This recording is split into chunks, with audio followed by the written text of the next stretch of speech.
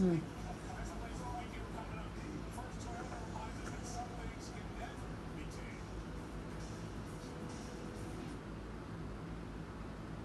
Oh. Okay. It looks like it's working. Let's see.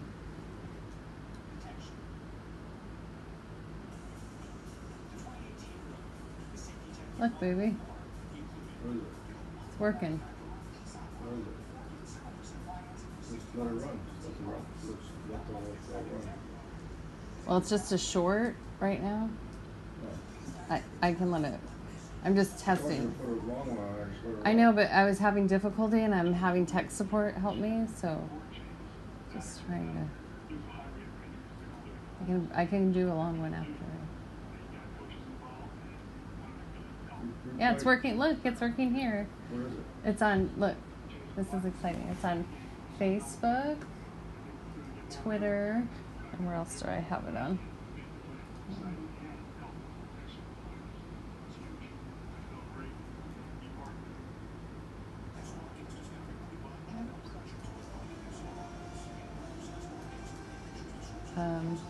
And YouTube. Let me check that. Good job. That's exciting. It's really exciting.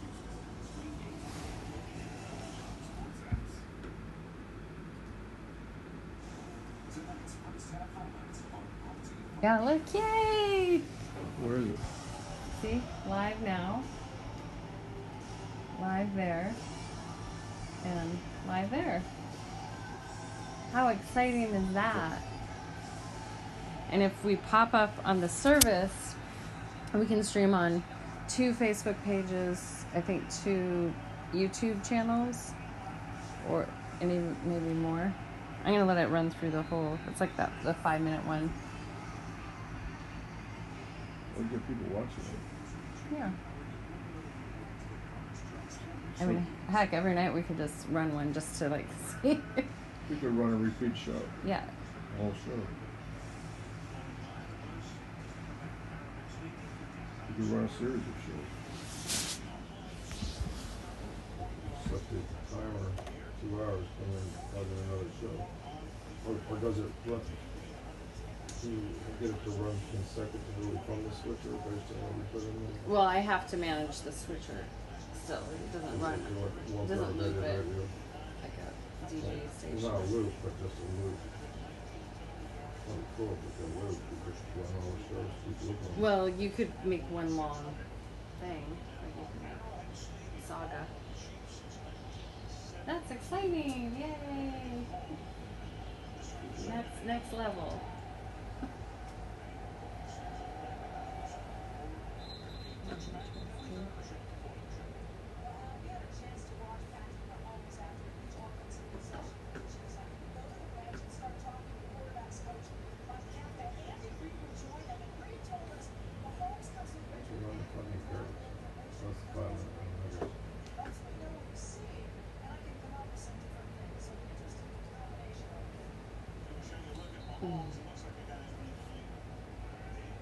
Signal that it's running? What? Is it showing you that it's live? Yeah, it's right there. Yeah, they all say live online. I can add a video. I can add the one we did last week. No, just run Cat Haber. I don't know if that one's in here.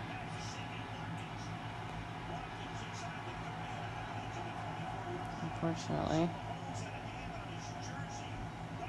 Well, it's easy. Just plug the thing in there and drag the file over onto the... On that one.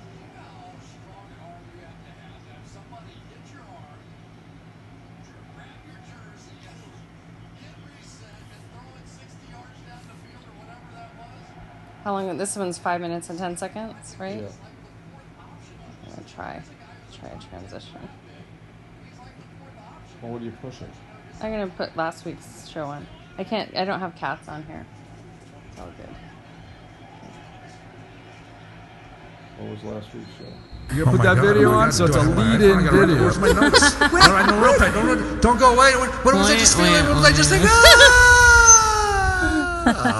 Is that how it works, kind of, maybe? No, a little bit. I think like that. That's inspiration hits you at the most random moments, but that's a good start. Take everything in, and you just, you embrace it, and you just go, all right, look.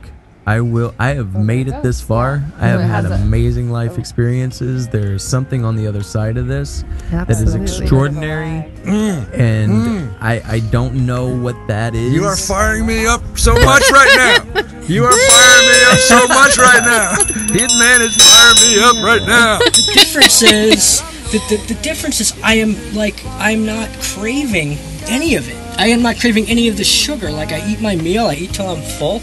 And it's not this weird, it was always, whatever I did was this weird kind of restraint, incredible discipline and willpower, and then this controlled binging. Right. I can fall in love with someone in so quickly. There we go. That's what we're looking for. Oh my God. Hey,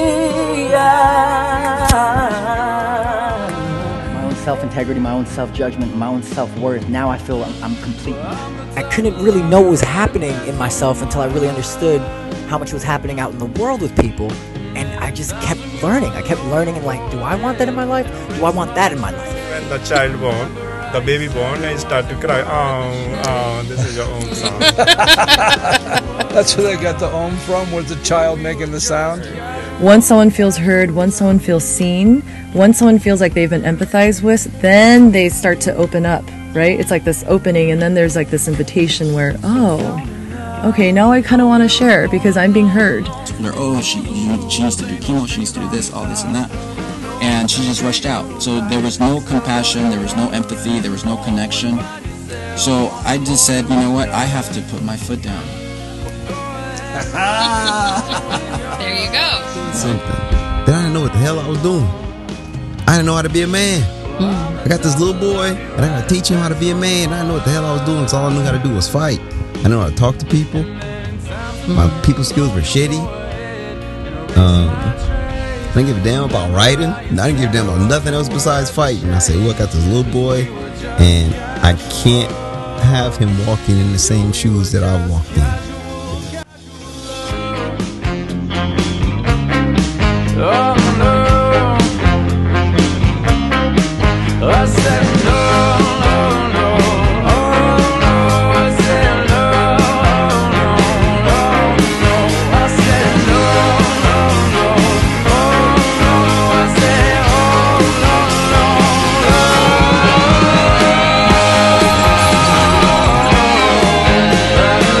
no.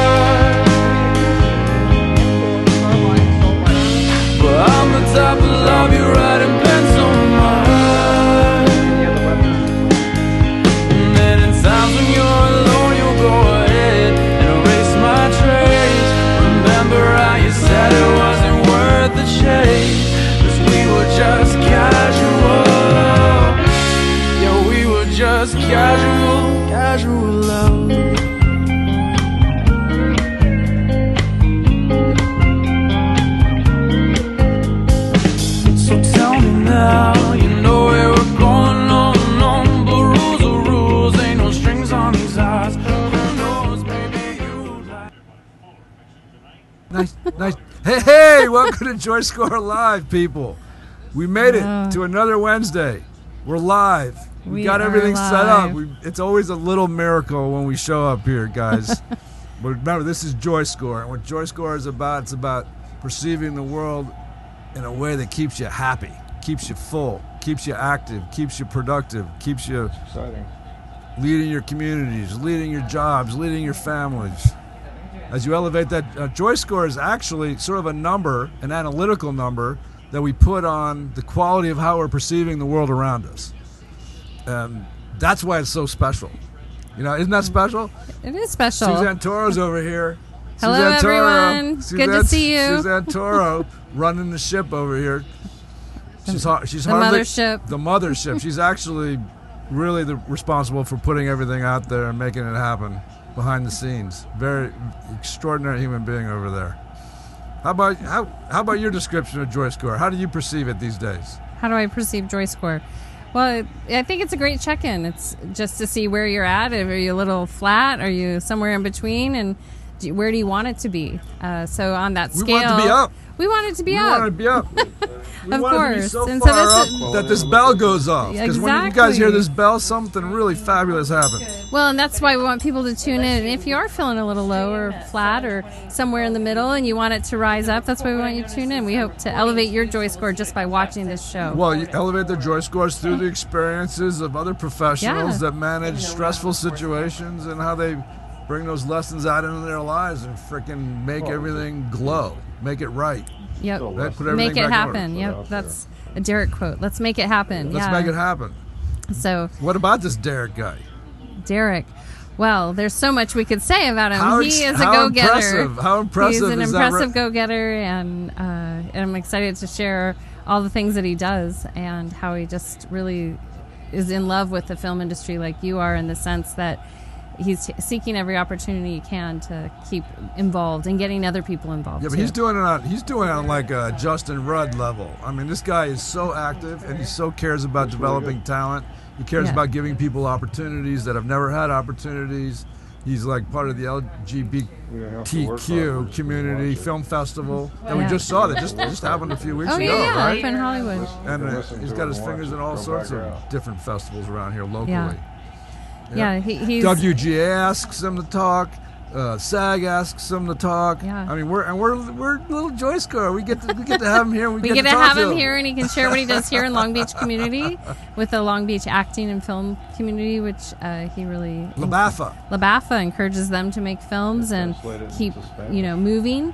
And I think that's the hardest thing. You know, you're a filmmaker and you want to make films, so why not? Absolutely. And I was privileged enough to be a guest at one of his LaBAFA Yeah, I think meetings. we put the photo. You put the photo in the trailer. Yeah, I'm in that little trailer there. You're front and center like the elementary school education photo. Somehow I don't think you ever got the front row. No, but it's a privilege to go and to be able to share your experiences. You feel like your past and the struggles somehow take on a different meaning when you're able to help educate other people. Maybe they don't have to fall into the same holes that you fell into, and they can actually move this process along. You know? Yeah, and a lot of eager people. So I've with creative outlooks on life and engaged in different parts of the process, which was fun to see. Well, film in itself, look at the complexity of film though. Yeah. I mean, look how many jobs there are. Look at how many things have to happen to get this thing together and make it happen. Yes. I mean, I think a lot of times from a viewer standpoint, we can take that for granted, like how much goes into just one maybe minute of film. And then, you multiply that by a couple of hours, that's, several years of work, getting a lot of different people. A lot of times those scripts are a lifetime, somebody's lifetime. Yeah. Sometimes those scripts have been sitting for 10, 12 years before some producer sees the value in it and has the right people lined up to actually execute it. Yeah. So film can be 20 years in the making. Yeah, and I think that's, a testament for a lot of people to not give up on their dreams. Like if you have a dream to write a script or a book or produce an album for your music or whatever it might be, to go for it.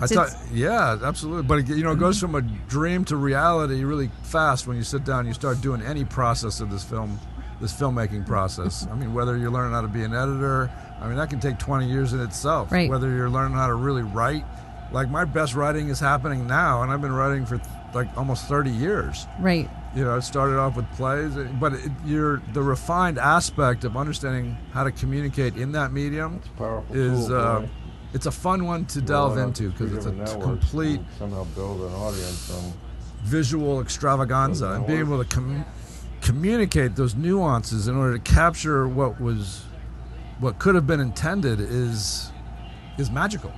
Yeah, and it's just not you.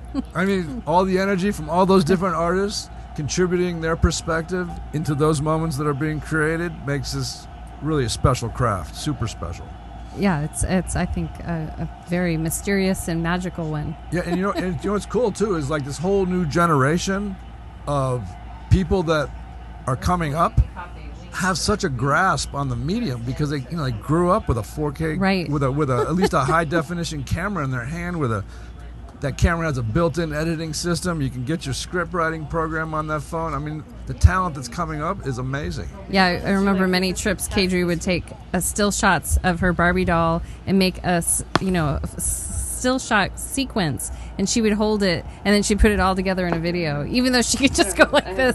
But she liked that old school effect of taking a still shot and then making it into motion, almost like the claymation. I mean, I remember when I first started, I mean, it was all about getting that 35 millimeter to transfer in the telecine process. And then the editing machine was like $100,000. They had such a clamp down on that creative process that it was for the elite. The filmmaking process was for very few people at that time. But now anybody can make it. You can shoot a great film with your little phone. Well, 10 years ago or 8 years ago, Nokia, they knew that was where they wanted technology to go, was a phone and a camera, and they knew that would be the biggest way to connect people and for them to create media. Even creating this show is a darn minor miracle. Yeah. I mean, here we are able to produce an entertaining venue with several cameras and get it out there to the community immediately. It's such a privilege to be able to do that and to have this medium to sit in and work on. And how high does your JoyScore get when you're making a film? Well, anybody that's made a film knows that it can go from 0 to 100 in like an hour. So, for a filmmaker, getting his day, getting the shots that have been laid out by the producers and the AD and the director's input, and just getting that day is like an accomplishment. Yeah. Regardless of how you got it, and all the creativity and all the little problems that you had to solve to arrive at the end of your day, having everything in that computer that you need to actually put this thing together, that is an accomplishment. So it's a day-to-day thing. You never know if you're going to get your day. You never know what challenges you're going to be faced with, whether the weather is a challenge, or whether whether your equipment becomes a challenge, or whether the talent becomes a challenge, or whether your producers become a challenge, or whether financiers step up or step out at the last minute, and whether you decide to go forward or not. I mean, just so many moving parts. But we're getting there. That when these things come together, it is kind of a little miracle. Yeah. It really is. And Derek Easley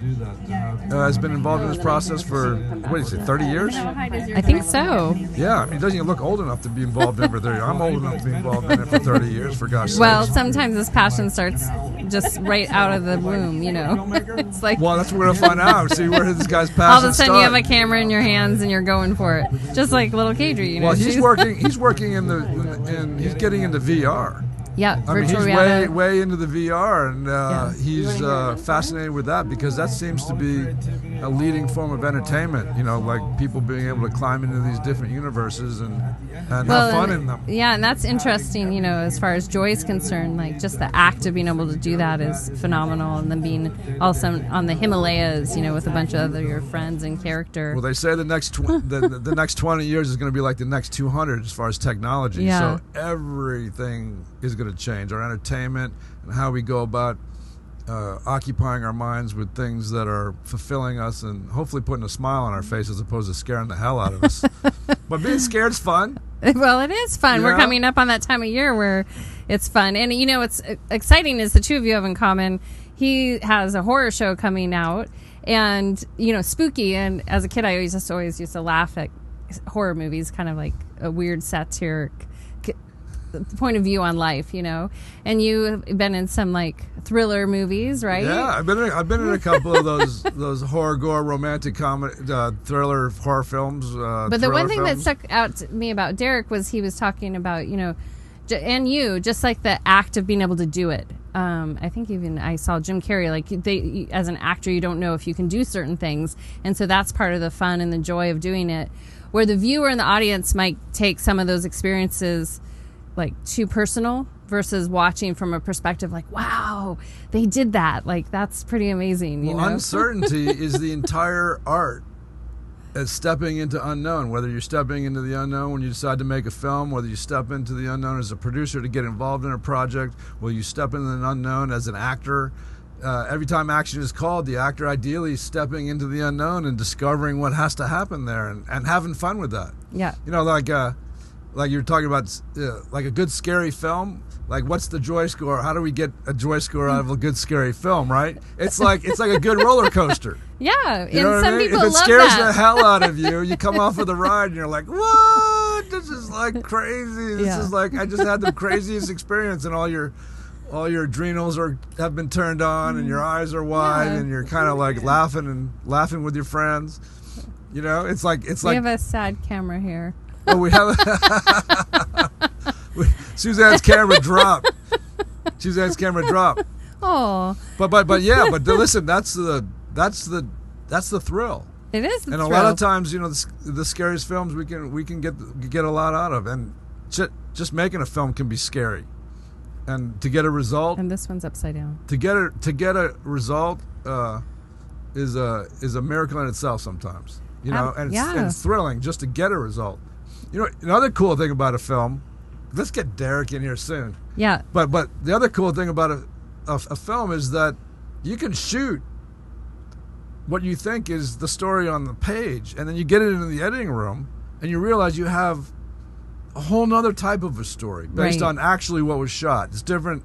There's these different transitions between the reality of what the script is bringing, and then what the cast and crew actually captures, and then going into that editing room and finding the strongest story in that all the footage, in all that footage, and all those terabytes of footage, and being able to assemble that and discover those little diamonds in the rough and those little nuggets that sometimes you don't even know you have until you get it into that. Yeah, and I imagine, because we've discussed after some movies that you can be let down, like, oh, we didn't capture that, so how are we going to like bridge this? But that's all probably by design. No, well, listen, the beautiful thing is that the film is a compressed experience of time. So it's all the dramatic moments that a person is going to have leading up to whatever it is that they need to do, whatever the lead character needs to discover in order to face his obstacle down and get through it. Yeah. And that's what this show's about. So when we get Derek out here, we're going to see what scares him and how he got through it. Yeah, right? So should we bring Derek in? Yeah, let's get him in here. All right. So, Thomas, let's run that second video. Yeah, let's run that second video. We'll get Derek in. You're just a wanderer alone. Come and go whenever you like. But you know that I know that your interest is pondering low. Casual love between you and I.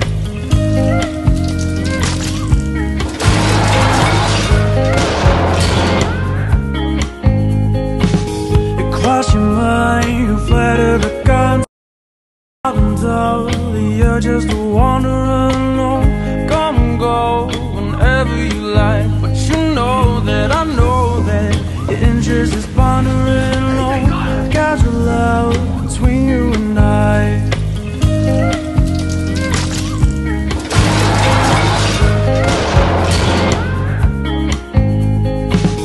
Cross your mind, you flatter the concept of you and I.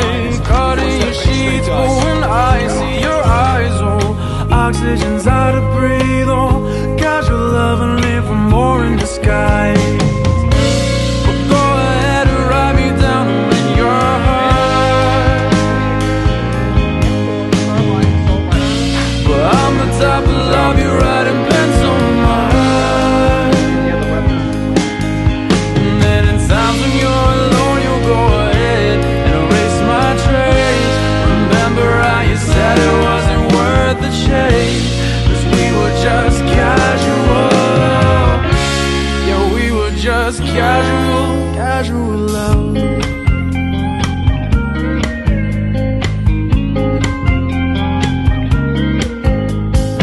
So tell me now, you know where we're going on, but rules are rules, ain't no strings on these eyes. Who knows, maybe you like. There's a camera here. You don't have to worry about that. You can just find us, and the cameras will find you. I feel like I'm in the Matrix. You are. No, you 9 don't- cameras. you got one Thomas, over your this shoulder camera is there, too. upside Oh. down. It's No, he's okay? good. All right. He's got it. All right. Perfect. Hey, welcome back to JoyScore Live. We got Derek Easley in the frickin' studio. People, Hello, look at him. He's waving everybody. right there. You can see him waving there, Thomas. Look at that big guy. I'm here. Oh my gosh, I'm excited. Thank you guys. We're excited to have you. Right here, baby. So this is about you. It's about celebrating your journey Oh no, that's scary. in this freaking crazy industry. It is. That people are, it's hard for people to wrap their mind around what you do in terms of on a day-to-day basis and how you might get a film done or how you get a film started or how you navigate the difficulties and all of that. Tell us a little bit about yourself. There's a lot of sleeping and a lot of crying, I must say. So my name is Derek Easley. I'm a Long Beach native. Shout out to the LBC. There's a lot of good stuff in the water here. Indeed. And the water is very nice too. I have a company called the Long Beach Acting and Film Association, which you came and spoke at. Yes, I did. I was very privileged to fantastic. have that. It was a great experience. We'd love to have you back. And it's an educational and networking group.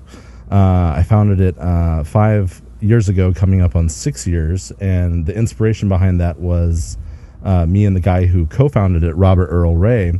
We kept meeting all these wonderful young actors that are paying thousands of dollars for these acting workshops or doing these events and not going anywhere and not networking. So we're like, hey, there's a lot of great resources in Long Beach, a lot of great people, a lot of great actors, filmmakers, reality show people working on Dexter here and CSI Miami and all these things. We have a great Comic-Con. We have a great art theater. We have 2 great colleges with LBCC and CSULB. So we're like, let's do a monthly meetup group. Look how busy this guy Yeah, is. Is this and- guy and like shoot not things. busy? Look at this guy. How does he he's like adjuster. How do you get it done in a day? But listen, how did you fall in love with this medium? Where was your initial experiences and your influences? Oh my gosh, that's a good one. So I just always loved film, man. It's weird. I'm doing what I wanted to do as a kid, which is very a blessed and privileged thing. take us back to a kid. Yeah, How did you know? So you're a kid. So my dad. This is when you were little. Well, I don't know if I was ever little. Good Lord. Your mom was The like, monster. we need to send your mom flowers. Exactly. You were like a 4-year-old child when you came out. Whoa, who's this guy? He's fixing. So, yeah, my dad was into photography and he was into film, and then we shot a lot of. Your dad was into photography? Yeah. He did photography for a motorcycle magazine and traveled the world doing that before he got into nursing and the medical Which motorcycle industry. magazine was I don't remember the name of it, but it was. It wasn't Easy Rider, was it? I don't know. Who knows? With the sexy girls on the back of the motorcycles? Who You would knows remember what- the sexy what girls Dad back on was the... doing in the 70s. Good Lord. But yeah, he got me into film, and we shot a lot of short films as kids with our He-Man and Star Wars action figures in the 80s with a big, heavy Super 8 camera doing special effects in the camera. And back then, for the kids that don't know, we had these things called video stores, right? Yeah. I would walk in and we'd look at all this amazing box art of these VHSs, and I just got obsessed with film, and we'd rent like 2-3 movies every weekend and just do a little marathon. Yeah, movie marathon at the house. And my mom got me into writing, so the combination of both of them got me into entertainment. No, but when you and were storytelling. dealing with that Super 8 as a kid, how old were you when you were handling that Super 8? Oh my gosh, I was like 7, 8, 9 years old. Yeah. 7, 8, 9. Yeah. Little kid. That's cool. So when you had your hands on that camera for the first time, you can go back and take a moment and go back. You can take 30 seconds. Meditate. Go back. Woo. Can we get like a thought bubble? We have a little special voice thing. Where were you? Where were you? What house were you living in? Long Beach, LA, or what? So we started off in Long Beach, and then we moved to Lakewood. So in the Lakewood house, there was this mound where there was an old tree that got pulled out at some point. And so I don't know if you guys watched He-Man and Masters of the Universe. Heck yeah. But we called that Snake Mountain. Oh, cool. So for some reason, my older brother always played with the good guys, and I always got to be the bad guy, which was awesome because I was Darth Vader and Cobra Commander. Look what you got on now. You're all black. Yeah, exactly. You still got to go. The man in black. So we do all this cool stuff with Snake Mountain and do all these like special effects with our action figures paratrooping in, and we loved this movie called Dune. Yeah, yeah. Back in the day, and we had the sand monsters and everything. That's so funny. You love that movie because it was an absolute flop when it came Oh, out. and then David Lynch directed it, right? And That's he put right. Alan Smithy as director, the pseudonym of when you don't want to put your name on a movie. But you guys check out Dune, man. It's kind of it's So a classic. It's like it was far out. They pushed. David Lynch used to be my neighbor. This guy's wild, and Yeah. he made all sorts of great films. And this film was like his first attempt at a huge budgeted film. He got torn apart for The Spice is Life. It's like Waterworld. But it's a classic now. Yeah. Oh yeah. Love it. I couldn't highly recommend it Yeah. enough. Yeah. So you were watching the Dune thing, and then Yeah, we just started to do our own version of Dune in the backyard, and with the sand monsters and all the action figures. So yeah, that was my first foray into filmmaking. It was fun. I mean, when did it sort of hit you that this was something that you wanted to pursue or be in? Was it the actor bug? Yeah, so I did acting in high school, and I was an athlete in high school too, and then in college, and then I blew out my knee at one point, and I played football for like 8 years, and I identified as like a jock or a football player, whatever the heck that means. But I was a weird kid because I was a jock and an artist, and those two worlds didn't normally mix in high school at all. So it was cool with the high school theater program. I got lots of good roles because I was one of the only 3-4 guys in the whole program. So it's like, hey, there's a meaty guy role. Give it to Derek, you know. And then coach would always give me crap, you know, like, hey, you got to stay later for practice. I got drama rehearsal. That's when you were allowed. What are you doing? That's when you were allowed to say misogynistic things, right? Exactly. We weren't very politically correct back then, back in the 90s. So I blew out my knee at one point and ended up in a wheelchair, and then I tried to rehab it and play again, and the doctors were like, well, if you take a hit a certain way, you might not ever walk again. And it's like, wow, I kind of like walking. Yeah. You know, it's kind of a big important thing to me. So that must have been a little dark point in your life. It was, yeah. It was a little bit of an identity crisis there, but then I just kind of dove right back into film and made some really crappy DV films with buddies, and it was fun. That's an important transition. Yeah, because you're kind of wallowing around in the dark spot. Did acting help you? Since you've been acting through that transition? Yeah. I was always doing theater and acting in buddies' projects. As far as like the identity crisis, yeah, I always knew I wanted to continue acting, but I feel like I mean, I don't know. It's so rare to go pro, right? And these guys are so, and it's weird because in high school I was really good, and then you go to college and then everybody's really good. Yeah. So you go from being, you know, a big fish in a small pond to being like a medium fish in a pond with lots of sharks, you know. So yeah, I mean, I probably would have never gone wherever, and you know, these guys, God bless them, they get hurt, you know, and maybe it's a fortunate thing I got hurt early rather than continuing it. What's interesting about that is that you got injured. Mm-hmm. And you just didn't give up on anything. You kept looking forward. You kept seeking out something that you could possibly do on a high level at that point. Yeah. And the arts basically were sitting there waiting for you. They were always there, you know. So it went full on being weird and cerebral and making very, you know, we brought up David Lynch. I made some weird crap.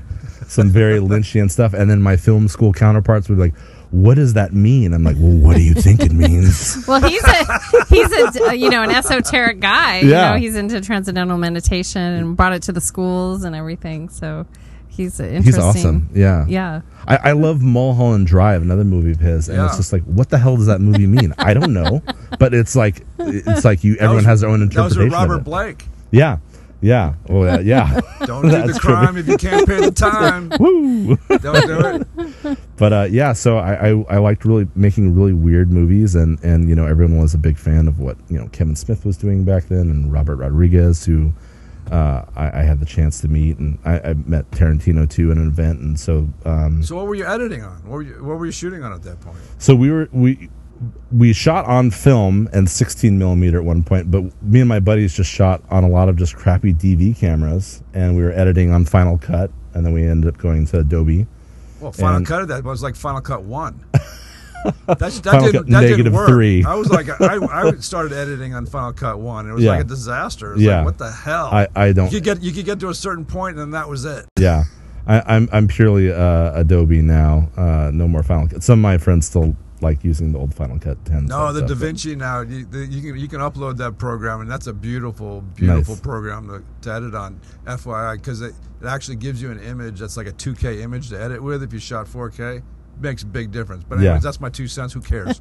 Well, yeah, the whole 4K thing. Good Lord, those files. So there's a huge leap there. I mean, there's a huge skill set that has to be understood in order for you to actually, from shooting something to actually assembling something. So you went to a film school. Yeah. So how much did that film school actually help you, or was your practical hands-on just doing it? I think what I suggest to students and people coming and participating in LaBAFA stuff, I suggest, if you're in film school and it's working for you, it's great. I think one of the biggest benefits of that is finding a group of peers and people that you can continue relationships and working with. But you don't necessarily need to do that in film school. Right. You can do that by going and working on sets, starting your own projects, having your own meetup groups. Yeah, sure. Because one thing that struck me at LaBAFA is like how many people were multi-trade, like you and Thomas both carry a lot of tools in your tool chest, so you can keep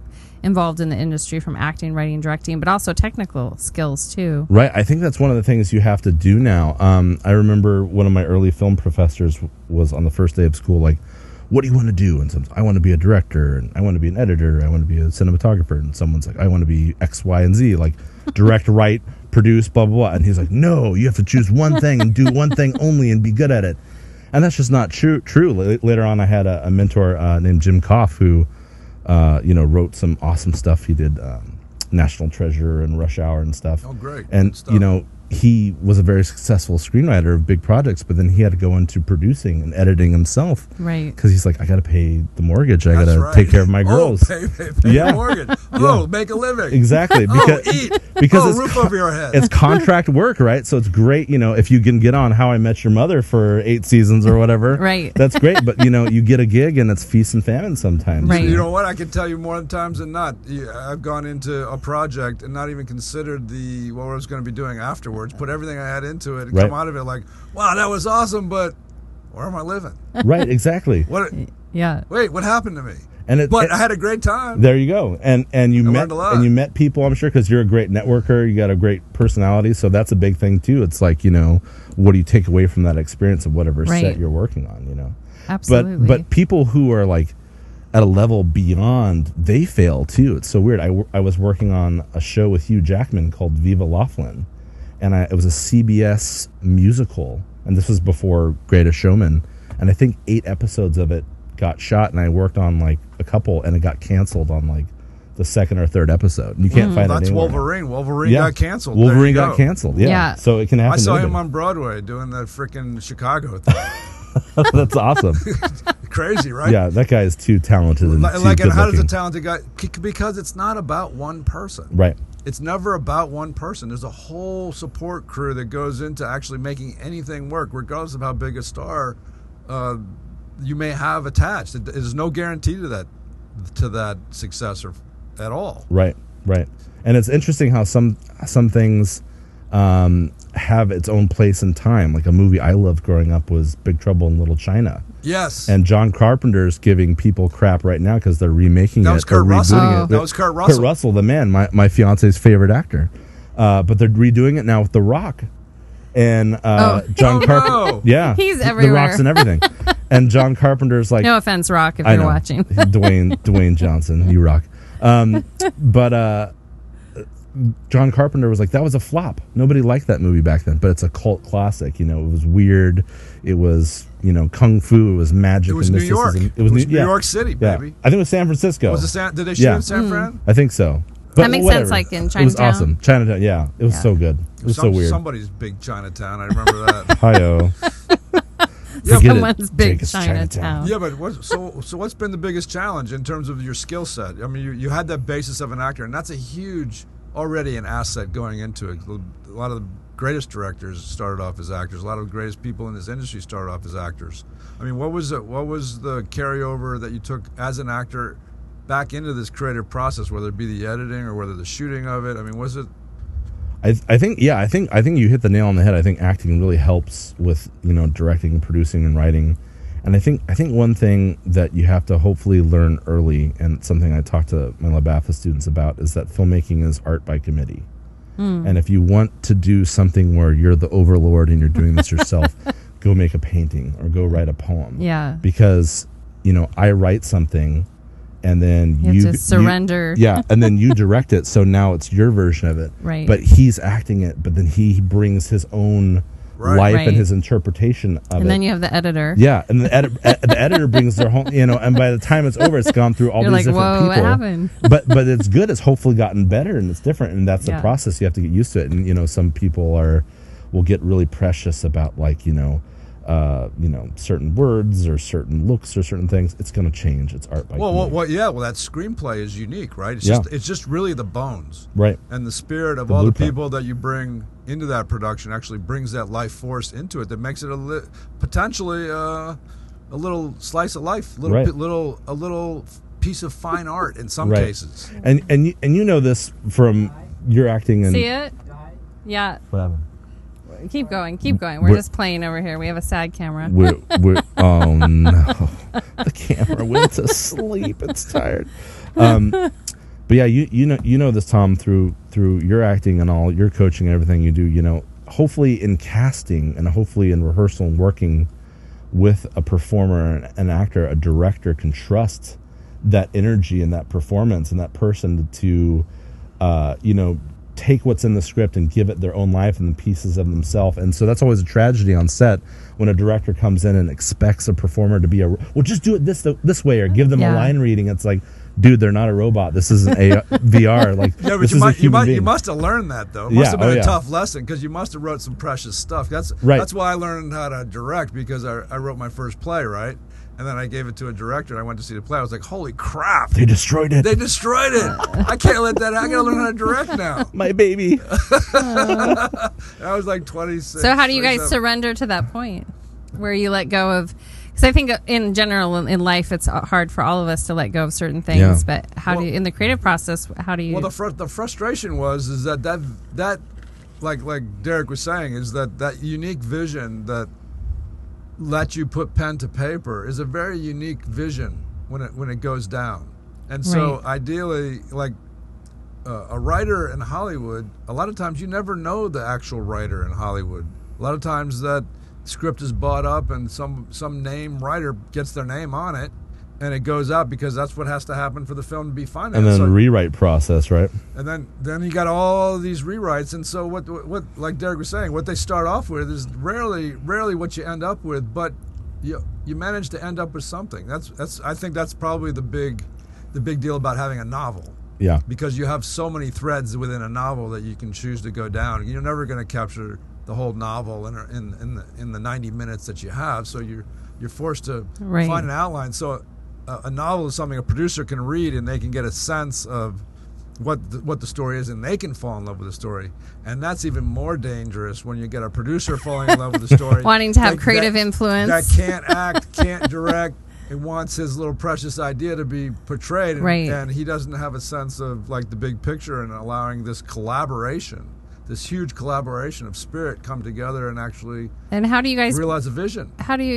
Derek, how do you mastermind collaboration with creative energies? Because I went to architecture and design school, and sometimes you can have to do a little dance to get everyone together. For sure. So one thing, it transitions into one thing I wanted to talk to you guys about. I'd love to have you guys involved with this. I'm working on a book called 100 Tips for a First-Time Filmmaker. And so I have the 100 tips outlined, and I write, whatever, a page and a half on each one, but then I bring in a contributor on each tip and surrounding their expertise and have them write parts of it. So one of the big parts of it is being able to know that things are going to go wrong on set. And that you have to be able to put out fires. You have to be a fireman, firewoman, or whatever on set, and then roll with the punches and adapt. I've worked with some first-time filmmakers who will get stuck in the problem. Be like, this is not what's on the page, or this is not what we wanted. But it's just like, okay, you know, you just got to roll with it. Like, Isn't that fun? That's the fun part, though. Exactly. And sometimes you get something better. You can only do what your talent is capable of. Right. And so if they're not up to the task at hand, you're really at the mercy of, okay, what do you want to do? Right. And what can you do now? And if you're an indie filmmaker, you're gonna have limited time, limited budget, limited resources. You might not be working with the most experienced actors and crew all the time. So you got to trust them. You got to you know be as prepared as possible. And another thing I advise is, maybe if you can, shoot a short film with some of the key players of the cast and crew beforehand, so you do a test project, see what works, see what doesn't, and have a group of people, hopefully, in your circle, build a network of people who you can trust and bring upon and go make this first feature with, you know. Yeah, and shorts are so much fun. Yeah, they are. You can get them done in a weekend if you have to, right? Yeah. 5-6 pages in a weekend and actually get a decent production value out of it. It's such a digestible medium. Like we were talking before you came here, the film festivals, where you can see a lot of content that you'll never get to see, but it's really valuable. There's some incredible short films that are made. Netflix and Amazon are buying shorts now. Good. It's weird because it was always like, oh, you can't make money in shorts, but the Oscar-nominated shorts that get put into mainstream movie theaters around the nomination time, the box office for them just keeps going up every single year. Yeah. So it used to be like, oh, they made 10,000, in the tens of thousands and hundreds of thousands. Now they're making millions of dollars. Right. These short film Oscar-nominated blocks. So there's an audience there. Yeah, there is, and actually there's distribution for these short films. Yeah. More and more and more and more. So you sit there in that chair, very confident, extremely looking like that. You got all the answers. What are you struggling with in your own process right now? What would you like to achieve or get better at, or is there anything that you feel that you need to understand in this process? Oh yeah, we can go on about this all day, all Would you night. like to recline now? Yeah. Wow. So it's interesting to see what a capable guy like you struggles with, because that struggle, no doubt, for our audience, if they are a filmmaker or just learning about filmmaking, they're going to be confronted with it as well. Yeah. I think a big part of it is managing expectations, collaborating. That's what you're working on personally. Yeah, oh yeah. Managing. Where did you realize you had a deficit in that particular area? When I was a child. Every day. Recently. How about in your professional capacity? You said managing expectations. Expectations are tough. Yeah.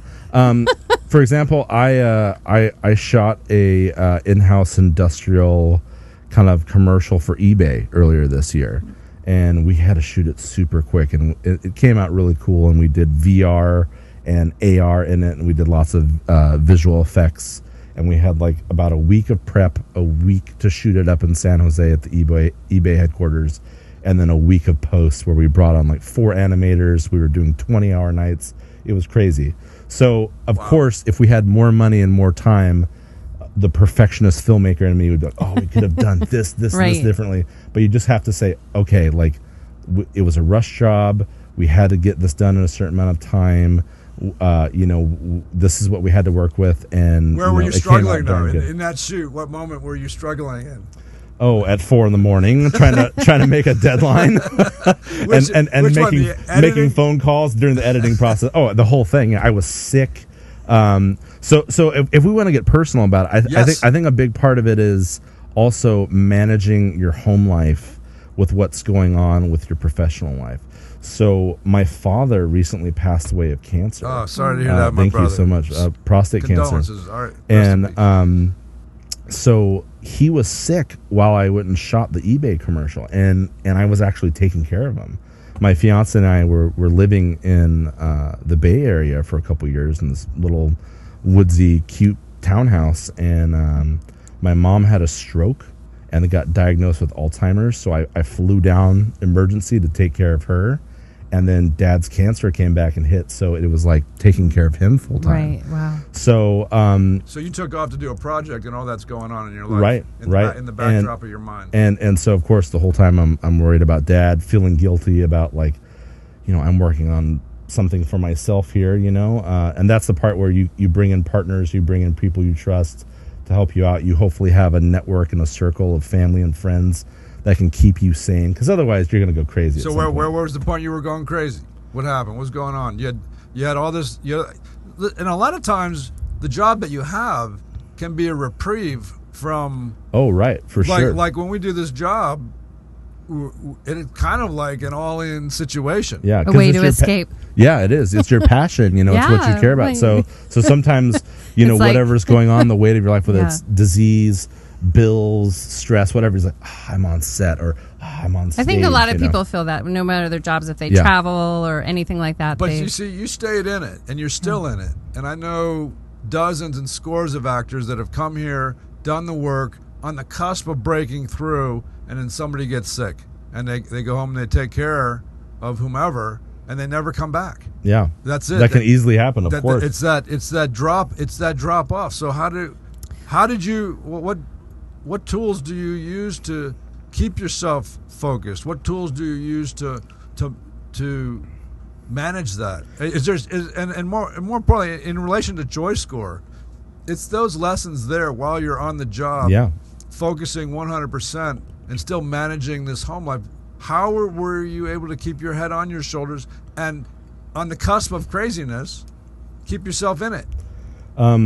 Prayer, meditation, that support group, the love and connections with other people. That's huge. That's absolutely critical in terms of. So you do have a spiritual practice, I guess. Oh yeah. And would you say, though, the work also helped feed and sustain your energy field? Because, I work with people that are in crisis, and sometimes if you get too focused on the crisis, it shifts your whole energy field. If you don't have something outside to go to, would you say that your work helps? Yeah, because you can get bogged down in darkness. Right. Right now, I mean, even earlier today, taking care of my mom, it's a hell of a disease, Alzheimer's, Right. So seeing she can be the, very interactive, cheerful, wonderful version of herself that she is, and then she can be lost and detached in the shell of herself. Right. So when you focus on that, like, you can get in such a dark, depressed place, or like, my dad was, with all his flaws and being a man, he was my hero, and he's gone. Aww. So, but here's the beautiful thing. Here you are in life and in your work. You transition from your work into that set of circumstances, and you're forced, not unlike you are on set under difficult circumstances, to try to keep perspective. Mm-hmm. It's that keeping the perspective that allows you to be that effective filmmaker. Is it not? It's like if you're not doing your meditation or however you communicate with your what does that higher source do for you in terms of allowing you to adapt? And It lets me know that this is a temporary thing. Pain is temporary. This too shall pass. Yeah, there's a lot bigger things going on than the current day-to-day problem, and my dad would keep supporting me from where he's at in heaven. He loved me, and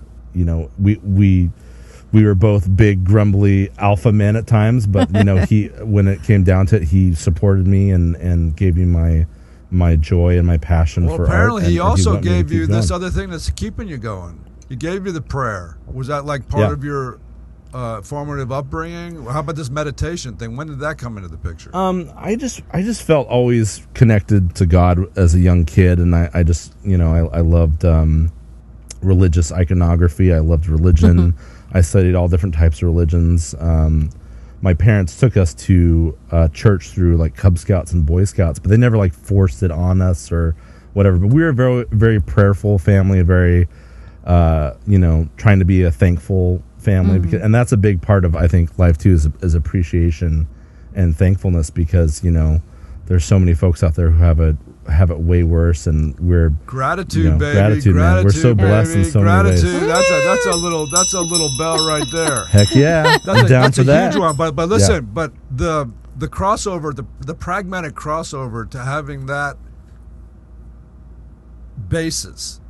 What was that element? What is that thing that's carrying over into this filmmaking process? Because so much of this filmmaking process is rooted in what you just said.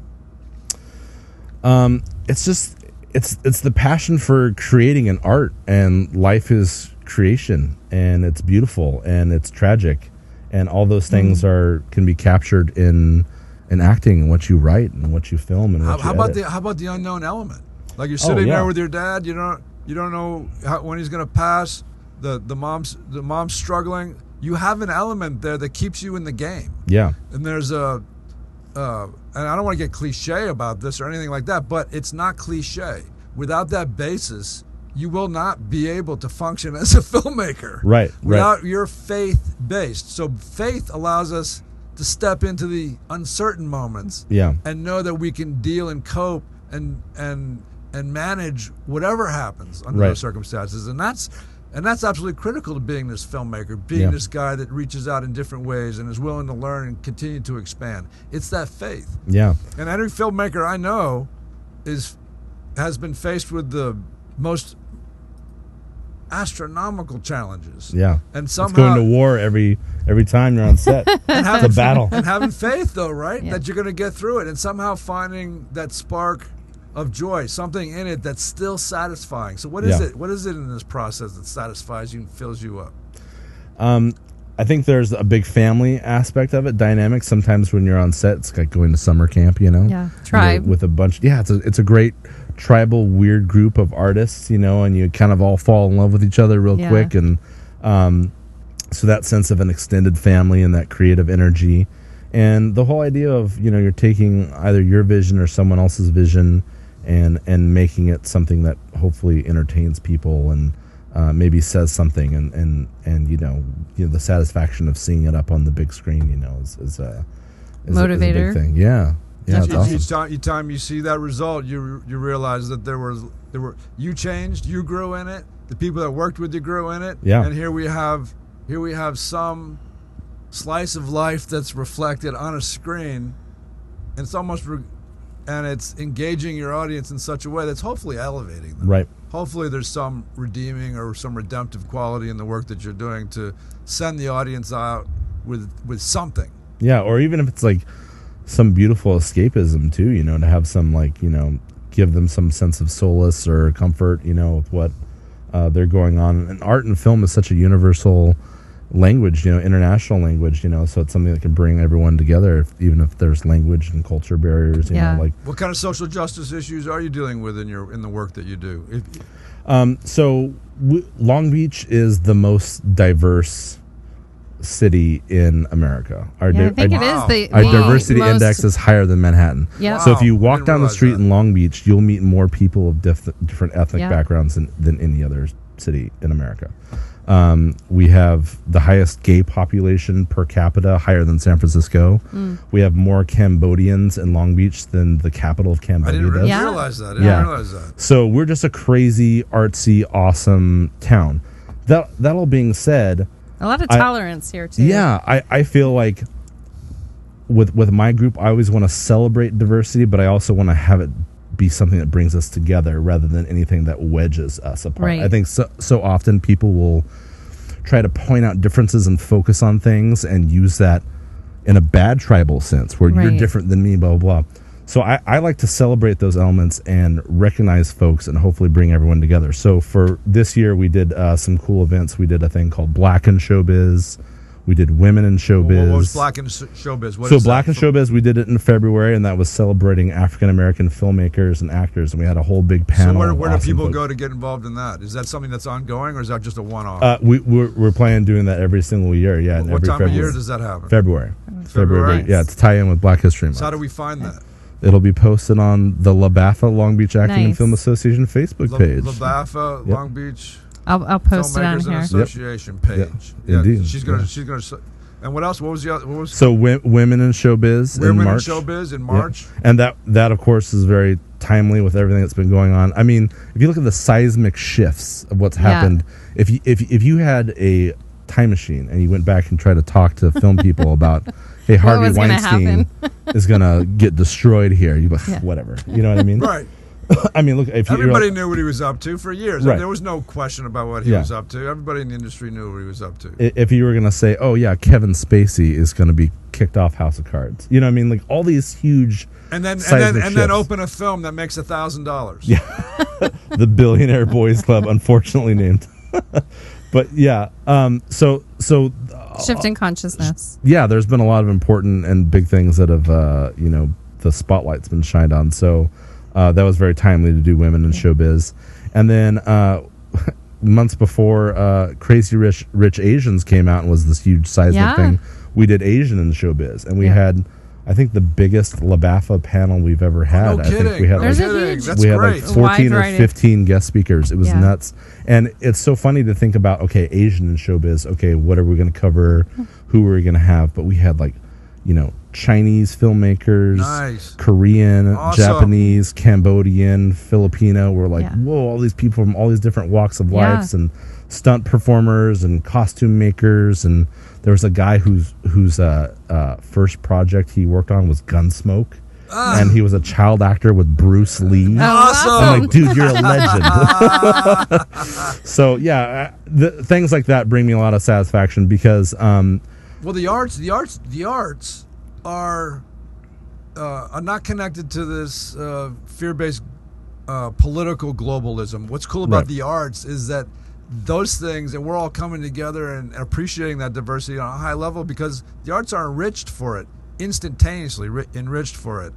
And that's something that will continue to grow regardless of what the political situation is. Exactly. More and more people are learning how to do this on a higher and higher level. Yeah. And then there's more doors open. Think about all the media that's available in all of these countries. Yeah. They all have to figure out how to entertain their own people.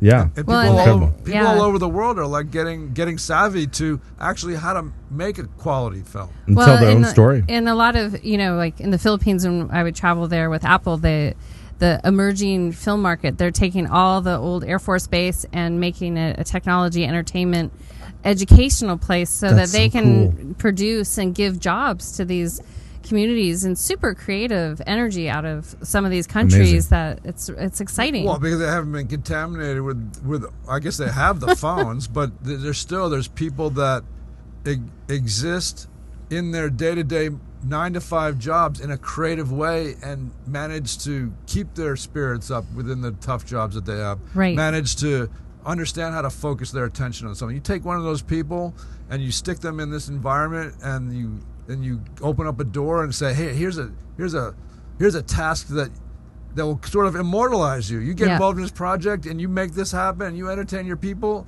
There's a certain element of immortality in this industry, that even if you're a part, like the grips and the ADs, when something shows up there, that's total satisfaction, and that's a total sense that I was part of a team that was able to engage and entertain an audience on that particular level. It's more and more and more global. It's beautiful. Those shades of the rainbow in terms of our cultural differences get totally blurred in any of these creative processes. I think it's also important to mention, because even just having centric like Black History Month and doing LaBAFA and Asian, that there is a value to we're all keep saying, let's have integration, but there's a value to segregation. Like if I've run the LA Marathon several times, I know you have, and you run through every single ethnic neighborhood, and it's so much fun because a Hispanic neighborhood's out barbecuing, they're cheering, they're super lively. You get into like Koreatown and you have all these different things happening. I don't necessarily want that to go away. And even in Long Beach, there's a super diversity, but there's also still, you can go to little areas and experience a culture from a different part of the world, which I think is a lot of fun. Yeah, I think that's a big part of what we do is we want to celebrate those different voices and experiences, but be able to come together and hopefully expose folks to imagery and stories that they might not be privy to. I am a 6'5" blonde white Christian conservative male American. And we take you to Guatemala. And people are half your size. I know, it's crazy, right? We're half his size. Right. I'm half his size. So I'm a third. I've got my own life experience, but to do something like Asian in showbiz and have some students and participants come up and wow, thank you for doing this, because we don't have events like this. We don't have representation. Right. It's just like, wow, that's really cool. And another thing LaBAFA is involved with, we're involved in a couple local film festivals. There's we help promote the Cambodia Town Film Festival here in Long Beach. And Cambodia is a trip. and that when you think about what happened with the killing fields, they lost huge segments of their population. Right. So all their filmmakers and artists were gone. That's so they had to reteach themselves how to tell stories and how to make films, and so you get this whole cultural crop of healing and trying to connect with the past. And that's just like, oh my gosh, it's so heavy. And then we also are a community partner with the LGBTQ film festival called Q Films. That just happened, right? Yeah, and it's the longest running film festival in Long Beach. And what's interesting is that something as an outsider, part of of an outsider of the community, me coming in and promoting the arts and promoting the filmmakers, their films used to be much more like hardcore about like achieving rights or like struggle, and then over the years they've been able to still have activist filmmaking, but also go into like it's more storytelling. We can tell like a happy story now, you know what I mean? So the evolution of the festival and films coming from that community is kind of cool to watch too, Absolutely. So it's neat. We can see the smile on his face, and that's part of how you keep your joy score up, in terms of just serving the community in that capacity and seeing those changes and appreciating being in it long enough to actually watch this thing evolve, watch a community of people evolve. Yeah. And that's part of the beauty of being a producer. Right. And producers are a lot of times unheralded until you win an Oscar, and then you get up there. But they're kind of a silent voice that's overlooking everything, kind of really the keys that make it happen, and can pick and choose and go for it. Producers are definitely unheralded, or not as heralded on an indie level as you would think. Typically it's the director, and the writer-director gets all the kudos when a film works, but that's a total misnomer relative to the numerous people that were there supporting it and making it happen. Well, it takes a team, and people willing to jump in and all of those things. To watch it from a cultural perspective, whereas Hollywood used to be such the place where you had to go because all of the supporting actors were here, and if you wanted a quality film, you needed that supporting team to fill in all those roles and actually show up when they were cast. And I think you would know this more than anybody in terms of your engagement with the community, but that's going away. I mean, right here in Long Beach, we are capable. We have all the equipment. Really, you're just dealing with finding talent that can not only just create a film, but engage an audience in the full way. Well, they film a lot here in Long Beach, Yeah. which is for national and films. It's pretty amazing. We double for San Diego often, and Florida and Miami. Yeah. What's so cool? You bring up some really good points. Is this revolution that's happened with the digital age, and it's part of something I'm covering in the book. It's something I just covered in a workshop I taught at the Long Beach Indie International Film Festival. Is the transforming film industry. So these things you guys are filming with, and the things you were talking about, kids being focused on, like, these things. Yeah. 2007, right? It's 2018. So these things have only been around the mainstream for 11 years or whatever. And, how old is YouTube? How old is Vimeo? How old is Instagram? How old is Facebook? These are all huge seismic shifts. Look at where Netflix has gone. Disney is coming up with Disney Amazon. Play. Look at Amazon. Yeah. They're Warner Brothers just got bought by AT&T. Fox just got bought by Disney. What is happening? What's happening with CBS and Viacom? These are huge, crazy things happening. Jeffrey Katzenberg is launching his short-form new TV format for just, high-end content for your phones. Right. So this is nuts. This is the Wild West, and this is a good thing and a bad thing in many ways, because as far as diversity and new filmmakers, you can go out and grab a camera, and we could go make a film after this in the parking lot. Absolutely. You know what I mean? And we can self-distribute. Yep. Not only that, we're editing this on the fly like any other TV show. We don't have to go and edit. What we get was what we get. Well, your guys' show, everything you're doing is awesome, but X amount of years ago, you'd have to go ask permission from somebody, right? Instead of just doing what you guys are doing, just to get airtime. So it's like the platforms and the opportunity has just grown exponentially. Google through SAG just released some analytics where within the last 30 days, more content has been created than the last 30 years. That's insane. Yeah. So what does content mean? I don't know. Maybe it's me vlogging at home. That's content, I guess. Whatever. This is content. Yeah. But still, that is insane, right? Yeah. It is absolutely insane. Huge I'm not demand going for on YouTube. content creators. I sit there on YouTube and I'll go down the list of watching the latest cars, and then I'll watch the biggest wave, and then I'll look for the biggest shark, and I'll look for the biggest crocodile, and then I'll watch people tripping over shit for an hour and just laugh my ass off.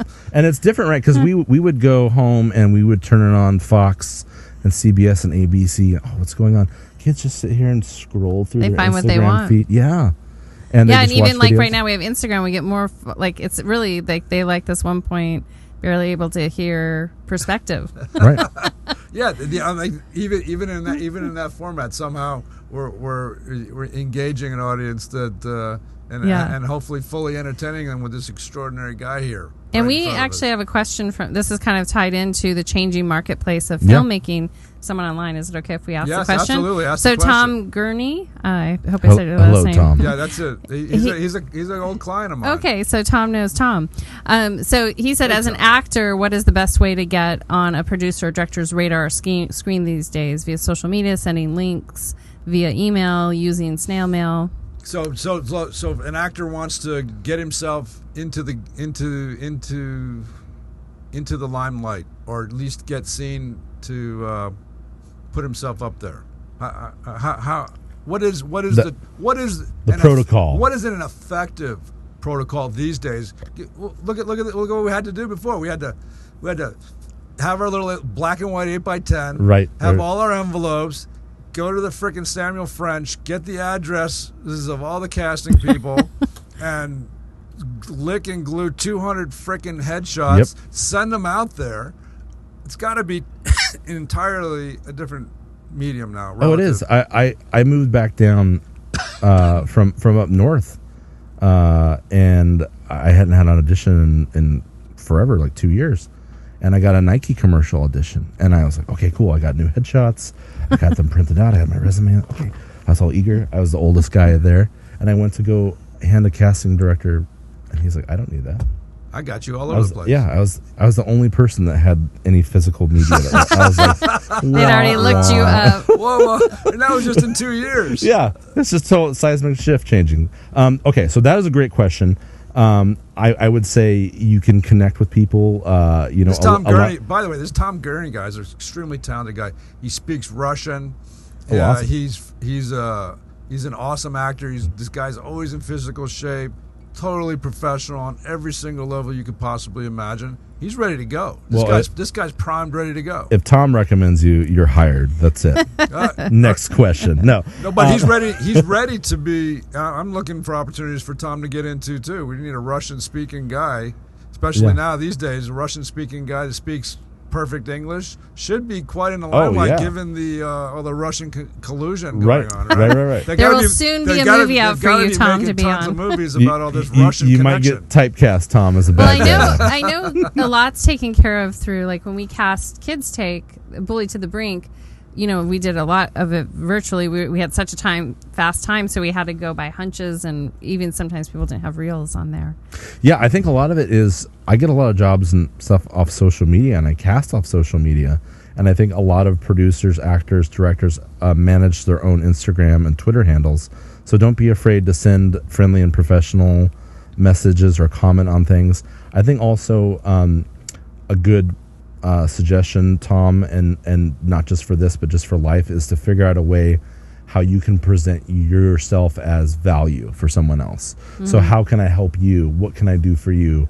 How can I enhance what's going on with you? If you take an interest in a production or a production company or a producer and try to ingratiate yourself, maybe go to networking events and figure out how you can provide a value. I think that's a great tool rather than just, please hire me, I'm great. What are some high-end networking events that you're aware of for actors out there that are curious? Man, there's stuff happening all the time. I just did a thing through SMPTE, sponsored by Netflix at the Academy. You can find all these things on InfoList and Deadline and subscribe to Variety and Hollywood So Reporter. actually go there and shake hands. Go there and meet those directors and those producers. Right. Those are the ones that get it done. Have business cards with your picture on it. Go shake hands, be cool, meet people, and talk to them about their projects, be interested in them, and say, hey, I'd love to help out sometime. You know, what can I do for you? And then people will remember that versus, oh, hey, hire me, give me a job, you know. Right.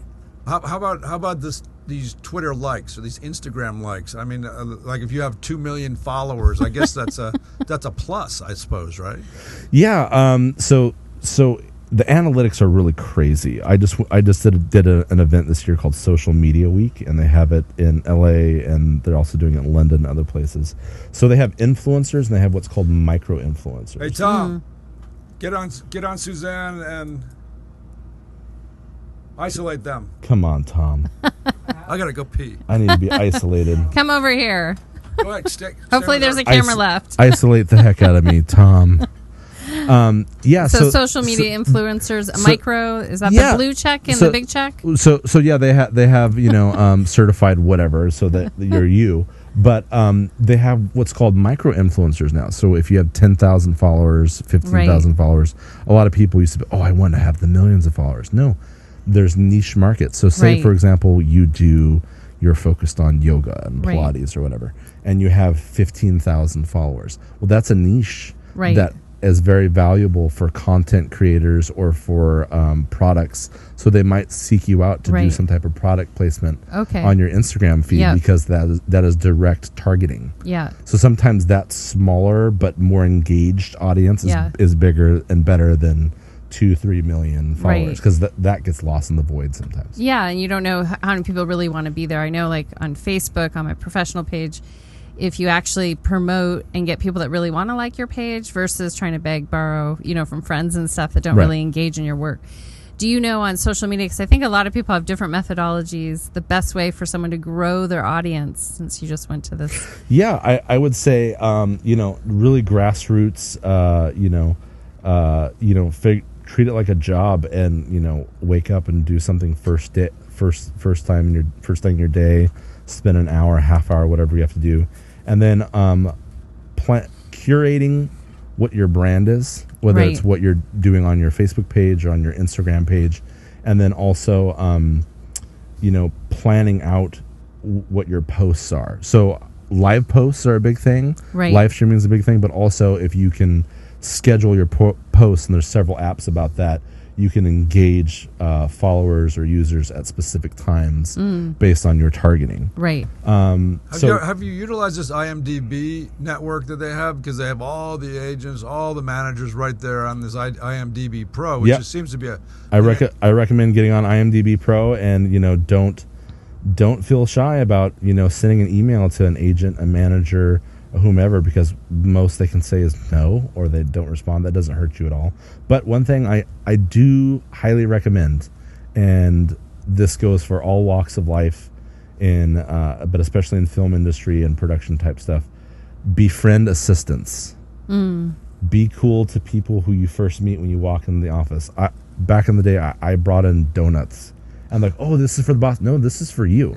Yeah. Because these assistants and these people that's great are advice the people in that are all moving up. fields. Yeah. I mean, if you work on sets long enough, and you've seen this, Tom, yes, a guy who's a PA becomes an AD, or he's a second AD, and he's a first AD, and then he's directing his own stuff a couple years later. And you're like, whoa, I remember when you were a PA, and I saw you a couple years ago. Like, be cool to everybody, and look at people on the base level and befriend them. And they have the ears of people higher up, You know what I found, too, is that there's so many film festivals right in this area. Within the 40 miles of L.A., there's some of the best film festivals in the world. Yep. And how many writer, producers are going to these things, and they're so accessible. From all over the world. They're right there for you to shake their hands. You can meet the talent. You can give them a card. You can take a selfie with them. You can talk shop with them. And there you've made the connection. And I've made probably my most significant connections through these film festivals, because everybody's open. They're in a party sharing mode, and seemingly has a good attitude, especially those parties. We were at one, the Newport Film Festival a couple years ago, taking that in, and that's an extraordinary festival. It is. It's great. And 100%. That's one of my notes of the 100 tips for first-time filmmakers is network, attend meetings, fests, cons, and meet people. There's around 3,000 active film festivals, and there's stuff popping up every weekend. You hear that, guys? Get to those darn film festivals. Yeah. They're so much fun, too. Even the viewers, if you love watching film, that's a great place. Oh yeah, and you can meet We people need in the viewers. lobby. You can meet people at the after parties, and take have business cards, or have what do you call the little vanity cards, like the postcards of your project or Right. your poster, and promote yourself, promote your work, and if you're making a horror film, seek out other horror directors and producers, meet them at these festivals, and you can find amazing Even ways to- AFM. We go to AFM. I mean, we sat and had awesome conversations. People are very proactive. They'll sit there and they'll. It's amazing. When I was at AFM, I had a little card on a little name card, and I'm sitting there by myself, and then unknown to me, people are like Googling my name. Yeah. Going to Yeah, then IMDb, walking up and going, talking oh, to you." you're a director, or you're a writer. I said, I'm like, how the heck do you know that? Were you like, yes, please, your name, it's right there. That's awesome. And wonderful conversations get struck up just by being in the vicinity, because people are always curious as to who the heck you are, Right. and they're always open to possibly what you could do for them, Right. Yep. because everybody's seeking out that ideal, like putting together these families of people that can get that result is a big deal, and they're always I'm always navigating. I'm always looking, meeting DPs if I can, and more importantly, an effective producer. Right. And trying to get my projects to them, and it's very satisfying, and you feel like you're actually doing something. It's easy to isolate yourself in a house with your phone and feel limited and marginalized, but it's still about getting out, shaking hands, getting involved in creative conversations with these people, and inspiring them. And that's the other thing too. This JoyScore, if you can manage to maintain your level of being, keep a positive spirit. That filmmaker is like, man. It's going to attract yourself to other people. Yeah, and also, even if you're not the most talented guy, a lot of times it's not about the most talented. It's about, can I work with this person? Is this person going to be a problem? Are they going to call me out? There's going to be conflict on set. Are they going to ruin the energy, the flow of everything? Yeah, and let's say I'm not I know that I'm not the best director, and I'm a little insecure with the process. I'm going to be looking for people that are going to support me in my process and help me in my process. You think, oh, they're the big dog. No, they're looking for people to hold them up and to make them look good and to tap into your talent. And in those opportunities, you can evolve. You can take that to the next step. I mean, that's what I've found as well. Like being a know-it-all or being an expert.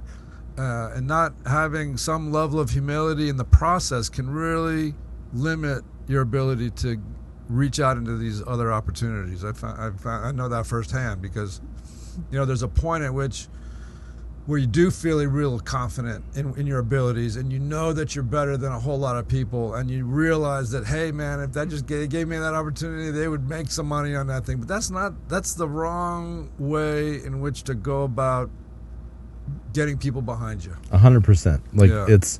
You have to be evolving all the time. You have to be a student of this art, a student of the industry. You have to continue to self-educate. That's one thing that's interesting with LaBAFA, where I ask these people to come be guest speakers. I'll ask someone who's 19, 20 years old, who's made their first feature film, their first project, and they're like, oh, I'm not qualified to be a speaker. And I'm like, if I see something in you and I'm reaching out to you, it's because there's something that people can learn from your experience. You don't have to be a 60-year-old 2-time Oscar winner come speak. Like and we've had that and we love that, but we also love all spectrums of folks. And something I'm getting into right now is VR 3D. What the heck is that? That's so weird. I'm used to traditional filmmaking. I'm used to close up Tom, close up Suzanne. What's going on, like cuts, medium shots. The VR 3D, it's like you're shooting a play, right? You don't have narrative editing, and like you have to overlight everything. You have to watch the edges for pixelization, and like it's a whole new weird world. And I'm working with young, fresh, smart people who are educating me, who came up with different technology. And so you have to keep learning. You have to keep that humility. You have to keep that positive spirit, because exactly as you said, if you're on set with someone 8 hours, 10 hours, 14, like this is time that you're spending away from your loved ones. This is time you're spending away from your pets. You don't want to be on set with an a-hole. let's get along. Unless you're going to make you $100 million, then you'll put up with them. Then you put up with them for a month or whatever, and then I'll never work with them again. That's another thing. I don't understand how people who are just open jerks continue to work and get, because it's a small town. And I think it's getting more sensitive to it because the society itself is softening in terms of being more sensitive to people's needs, and the reality is making a film is hard. It's hardball, and especially if you're you had your time constraints on the pre-production, the production, and the post-production, and things can get tense. Like you'll see the best and the worst, and hopefully. Just like your family, you'll accept the best and the worst as long as there's a certain level of productivity. And when you get that material in that screen, you start to see the results. And if it's really good, whatever, I accept you because you did a great job. And however you managed to get yourself there to do what you had to do, it's all right now because it's right in the frame. And hopefully you can live with love and comport yourself with love, like.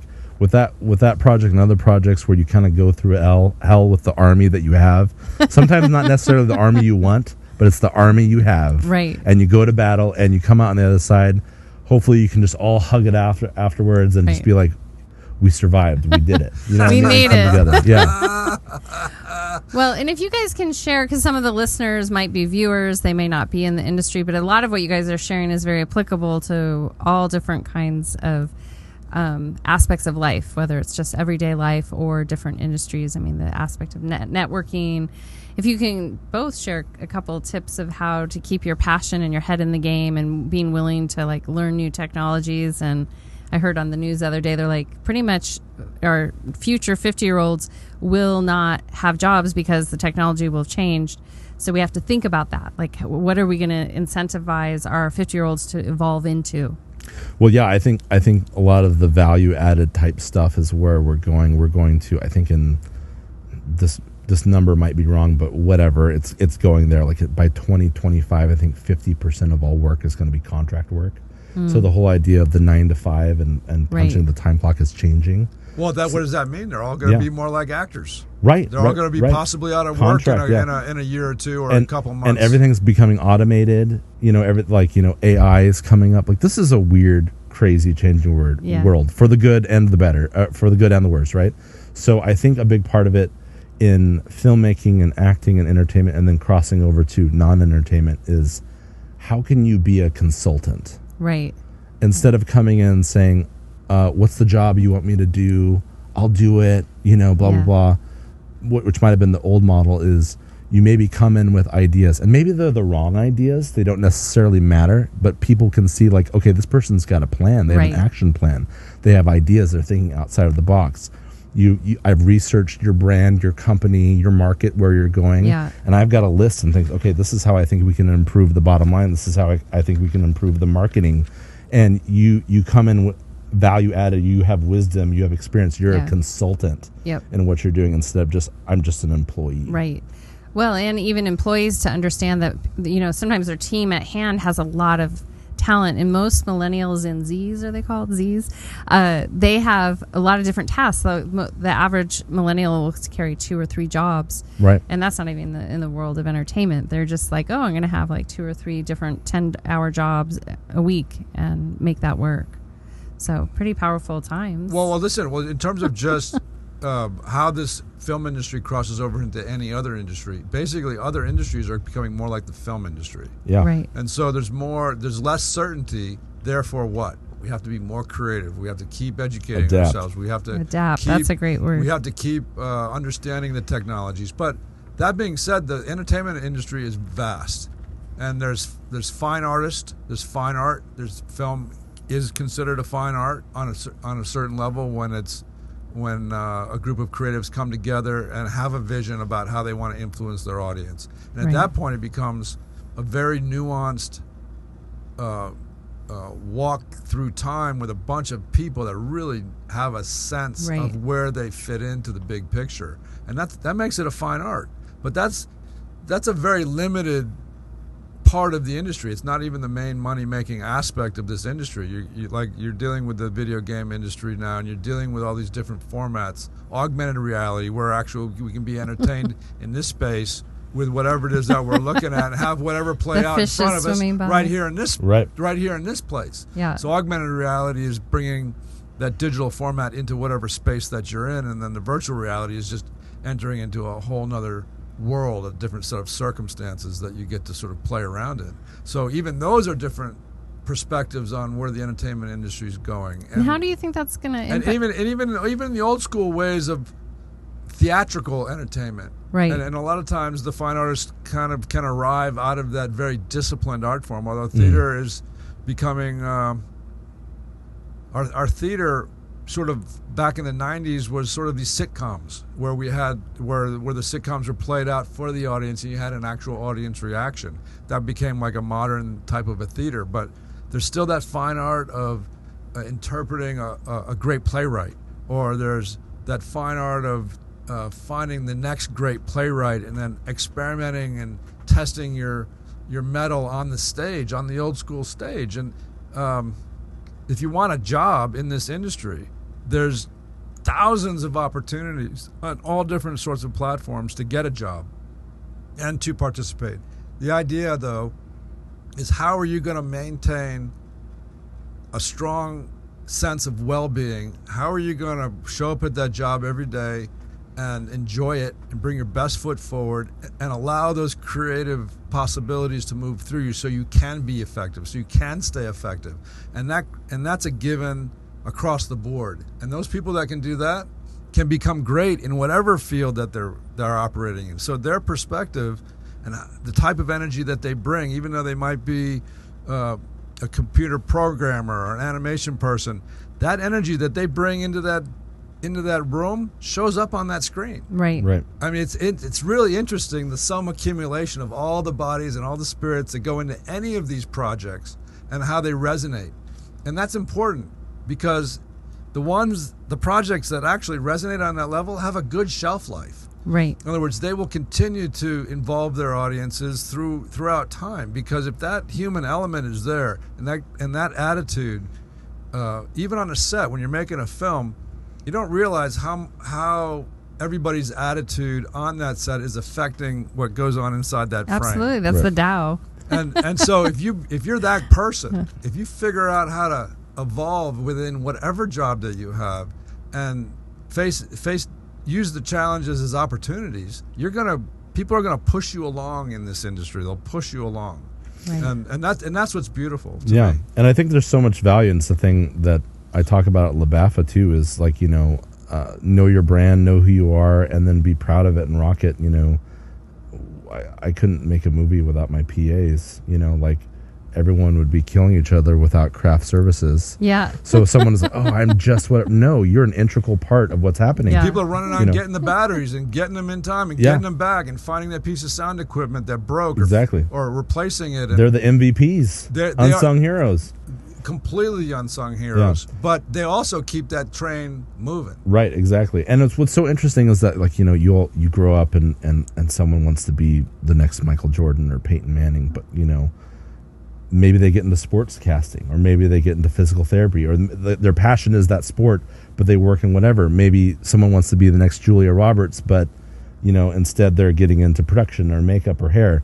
I wanted to be the next Steven Spielberg, but guess what? Maybe through LaBAFA, I can encourage the next person. I don't necessarily need to be that person, but you can lay the foundation and support, because it does take, there's a million people behind those big names. Yeah, and that was one of the beautiful things I liked in your bio, saying that you like to support and realize up and coming talent. And that's so, tonight's indie creators, like having a vision. For me, I love watching foreign films or indie films for that reason. Right. I don't like going to big Hollywood pictures is fun, but I actually prefer the art form. And the talent is nuts, and it's just so crazy because we're what is talent to you? How do you define talent? Oh my gosh, that's an undefinable, right? I think it's being able to harness your voice and your passion and an idea and project it in a confident and entertaining and maybe even different and beautiful way. How about a free, unencumbered way? I'd be able to exist unfiltered by BS. You know what's going on, and we're a very bi-coastal entertainment industry, right? Like people want to see if you're out of New York or LA or whatever, even San Francisco or Chicago, let's say. But like, oh my God, there's this amazing director in Milwaukee. There's this amazing actress in Oklahoma. Right. You know, there's a whole. And then, you know, take that out of America and go, like you said, foreign film internationally. There's all these incredible ideas, idea makers, and voices. And, you know, my grand scheme, my grand plan, my grand vision would be to take what I've done here in Long Beach and multiply it on a national, international scale, you know, to find that amazing editor out of Albuquerque, you know. You just need to develop a little technology. And through the digital revolution, we can all connect in online film festivals and people putting up their stuff and you know collaborate with people that would have a generation ago had to knock on the gates of Paramount and saying, please let me in. It's like, no, just go make your own movie. Well, you stated something really wonderful, like a lot of it's extraordinarily wonderful, by the way. Well, thank you. The PA perspective. You know, there was Anthony Bourdain has passed, a few months ago. Everybody knows about that. But his thing was, he started as a dishwasher and everything that he needed to learn. You're not too good, guys. You're not too good. Well, it wasn't so much that. The thing that I read, and I was way into that guy. That series was amazing. Poor CNN lost a tremendous asset. Yeah. But everything he needed to learn about being in his industry, he learned in that as a dishwasher. In other words, how to go about showing up and just being in that environment and having the ability to sustain within that environment, and then naturally being lifted up to different stages, like to grill assistant, to then eventually doing the salads, and then eventually getting in the kitchen, and then working alongside another creative, and then learning from that creative, and then that industry in itself just kept lifting him up because his skill set was so much better. So this industry, don't feel bad about coming into it as a PA, because just like Bourdain said, from a PA's perspective, you have a wonderful opportunity to watch this entire process go down and watch what works and watch what doesn't work. And if you sustain yourself, like say you want to direct, PA is a great place to start from that perspective, because you're sitting there on set, and if you show up on time and you're not drunk all the time, and you're able to don't do drugs in the bathroom, you're able to not get involved in all the shenanigans that go down on a set and manage to stay out of those politics, which can get deep sometimes. Yeah. People will move you up and move you along and move you into the industry, which is even another great way for an actor. Let's say I'm a trained actor, but I need to work, I need to eat.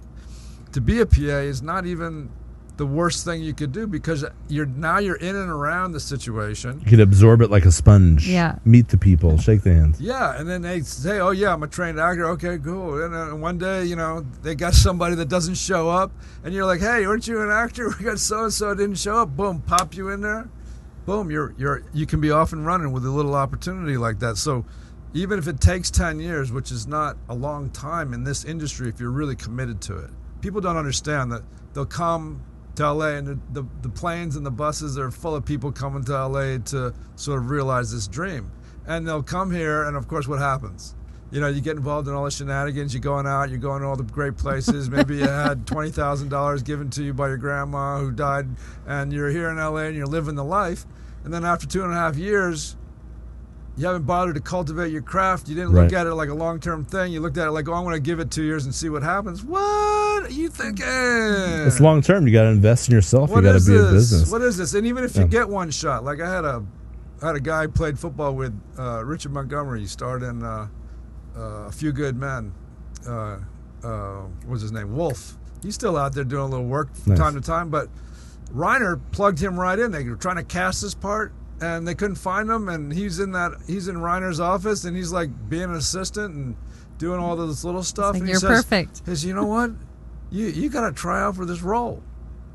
And bada bing, he goes from the frickin' Reiner's frickin' pre-production place into one of the biggest films of the time. Jack Nicholson and Tom Cruise. Across one of the biggest stars on the planet. He's still one of the biggest stars on the planet. You can't handle the truth.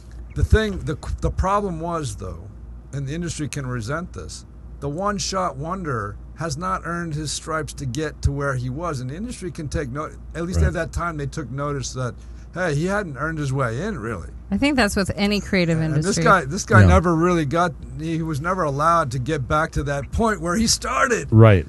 And that can be so frustrating, because here he was at the top, starting at the top, and then as time progresses, he's getting kind of disrespected down the line, because here you get a taste, and now all of a sudden it's given to you, and then it's ripped away from you. What would you say are some core qualities that... He did a great job, though, under the circumstances. What was that? Absolutely. Well, what would you say are some core qualities? Because as you guys are sharing it, my brother was in the film industry and then ended more in still photography, but they loved him as a PA because he was trustworthy. They were like, okay, we're going to give you $50,000 cash and you're going to go take it here, because they knew they could trust him. And that's not always the case. So what are some key qualities, if people are listening, that you guys, because again, I think this branches out beyond the film industry, that are good to cultivate, just characteristics? I think you have to be crazy and be persistent and believe in yourself. Like Walt Disney was crazy and failed so many times before Mickey Mouse, and failed before Snow White and Pinocchio and Disneyland. And you just have to fail and believe in yourself and keep going and be crazy and know that, hey, this is my plan. I'm going to do it. I'm going to keep going forward. Why is it crazy? How do you define crazy? Because you could probably be successful being an accountant or a lawyer or something else, and you have your dads and your uncles and your cousins and everyone else saying, hey, good shot, but it's not working out. But you keep doing it because it's your passion. It's like what's true to yourself. A big part of being successful in life and the film industry is dealing with rejection. Tom, when you're starting off as an actor, doesn't need to be an accurate number, but just for the sake of the story, how many out of 10, 15, 20 auditions, how many rejections would you get? How many times would you get booked? Not much. Right. Not much, but you know what? At a time when I was actually climbing that ladder, I had good manager, APA represented me. I was getting out. I was getting into the right rooms. I was reading for the Walter Hills. I was, in the rooms with with the young Pitts and the and the Damons, and there I was. But I was like third on the list, and at that point it took 12, 13 years of momentum to get that going, where I was on top of my craft. Now my life circumstances shifted drastically, but at that point I decided, hey, I want to be able to. I want to be the Clint Eastwood. Right. I wanted somebody to represent my writing. I wanted to be able to be seen as a director, because I was as effective in those two areas as I was as being an actor, and I wanted somebody to see me that way, but they didn't see me that way. And I was like, you know what? I got to keep writing. I love working with actors. I love participating, and when I do have the opportunity to get in front of the camera and not just talk the talk, but be able to walk the walk and verify the things I was teaching, and verify the things that I knew were true, and then I could pass those things on to my students. And but it took 13 years of nonstop finding the right training, and then realizing, oh, I can do it. This is what I can do. And that's crazy, right? Because I was able to go in and... That's fortitude. You had to dig from, 13 years of all that, it would have been so easy to say, okay, I tried after 6 months, 2 years, 3 years, you know what I mean? So, and that applies to starting your own business or whatever, or other things too, to have that fortitude, to not show other people you're frustrated, to not take things so personally, and be like, okay, rejection is part of life, but that doesn't reflect on my spirit, on my character, on my talent, or my vision. Just because you don't like my script doesn't mean that she doesn't like my script, right? Or someone else won't finance it, or someone else won't I get look it. at it like I know what's in the script, so I'm actually sizing you up based on the feedback you give me. It's not the other way around. Right. What's wrong? What do you mean you don't get it? No, it's not that. It's like, oh, really? That's how you see it. That means you're not the one to do it, because you clearly don't see it the right way. You don't see it in the way in which it was intended, if you don't agree with it. So for me, I'm sizing it. At this point, I'll let you read my script, and I'll learn about you as you give me the feedback. That's awesome. Did you see it? Did you not see it? Yeah. But that took some time. But I can tell you, my failing was being afraid, because a lot of the roles that I was going up for and a lot of things I was reading for early on, as I had the representation and as I was in those right rooms, I wasn't satisfied with the opportunities I was getting. My sense of self-worth, my ego was like, man, I am so much better than these opportunities. I have to look for other opportunities so I can be seen on the level I wanted to be seen at.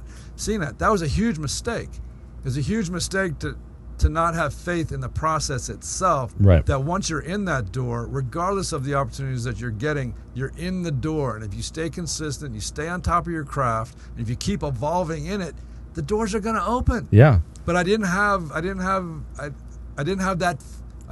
thing that you had when you went up and you were doing your thing with your EBIT, your last job, and you're taking care of your parents. You had a tremendous amount of faith. Yeah. And I lost my faith in that particular process because there was a part of me that was like, man, I can't see myself reading for another piece of crap. And that's me judging the material, me not looking at it as an opportunity. And if I had it to do over again, I would have valued those opportunities. I would have had more of a vision for myself. I would have had more faith in the entire process and in the people that were representing me to do their jobs because I was doing mine. It's hard to say what kind of limitations I would have had. At that point, the breakthroughs would have happened. And I know this because of watching my clients kick ass and break through and sustain and weather the storms. And, very famous actors now that I had the ability to, the opportunity to train for several years. I've been, some of the clients, I was their only coach.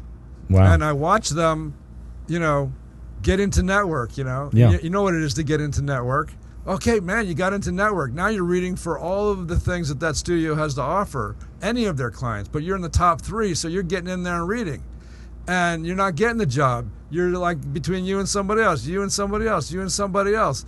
But once you're in at network, they're trying to get you those opportunities because they believe in you. They know that you can bring it. Right. And a lot of my clients, like one of them, quit. He wanted to be, he's a huge star. He made like 50, he's made a couple $100 million to date. But I remember him saying, man, I quit. I can't take it anymore. I didn't get that remake of Little House on the Prairie. I wanted to be Mr. Ingalls. I'm going to the fricking woods and become a ranger. I am not going to do this. He literally wanted to be Mr. Ingalls. And this guy's in that network and he's reading for everything, right? Yeah. And so I'm on the phone, I'm calling his best friends, and I'm having his best friends call him and say, dude, stay in the game. Your hat's in the ring. You're there. You're close. But he just couldn't take it because for 18 months, he's just close. He's, close to financial freedom, close to not suffering, close to not knowing. Right. He's invested the time. He did the work.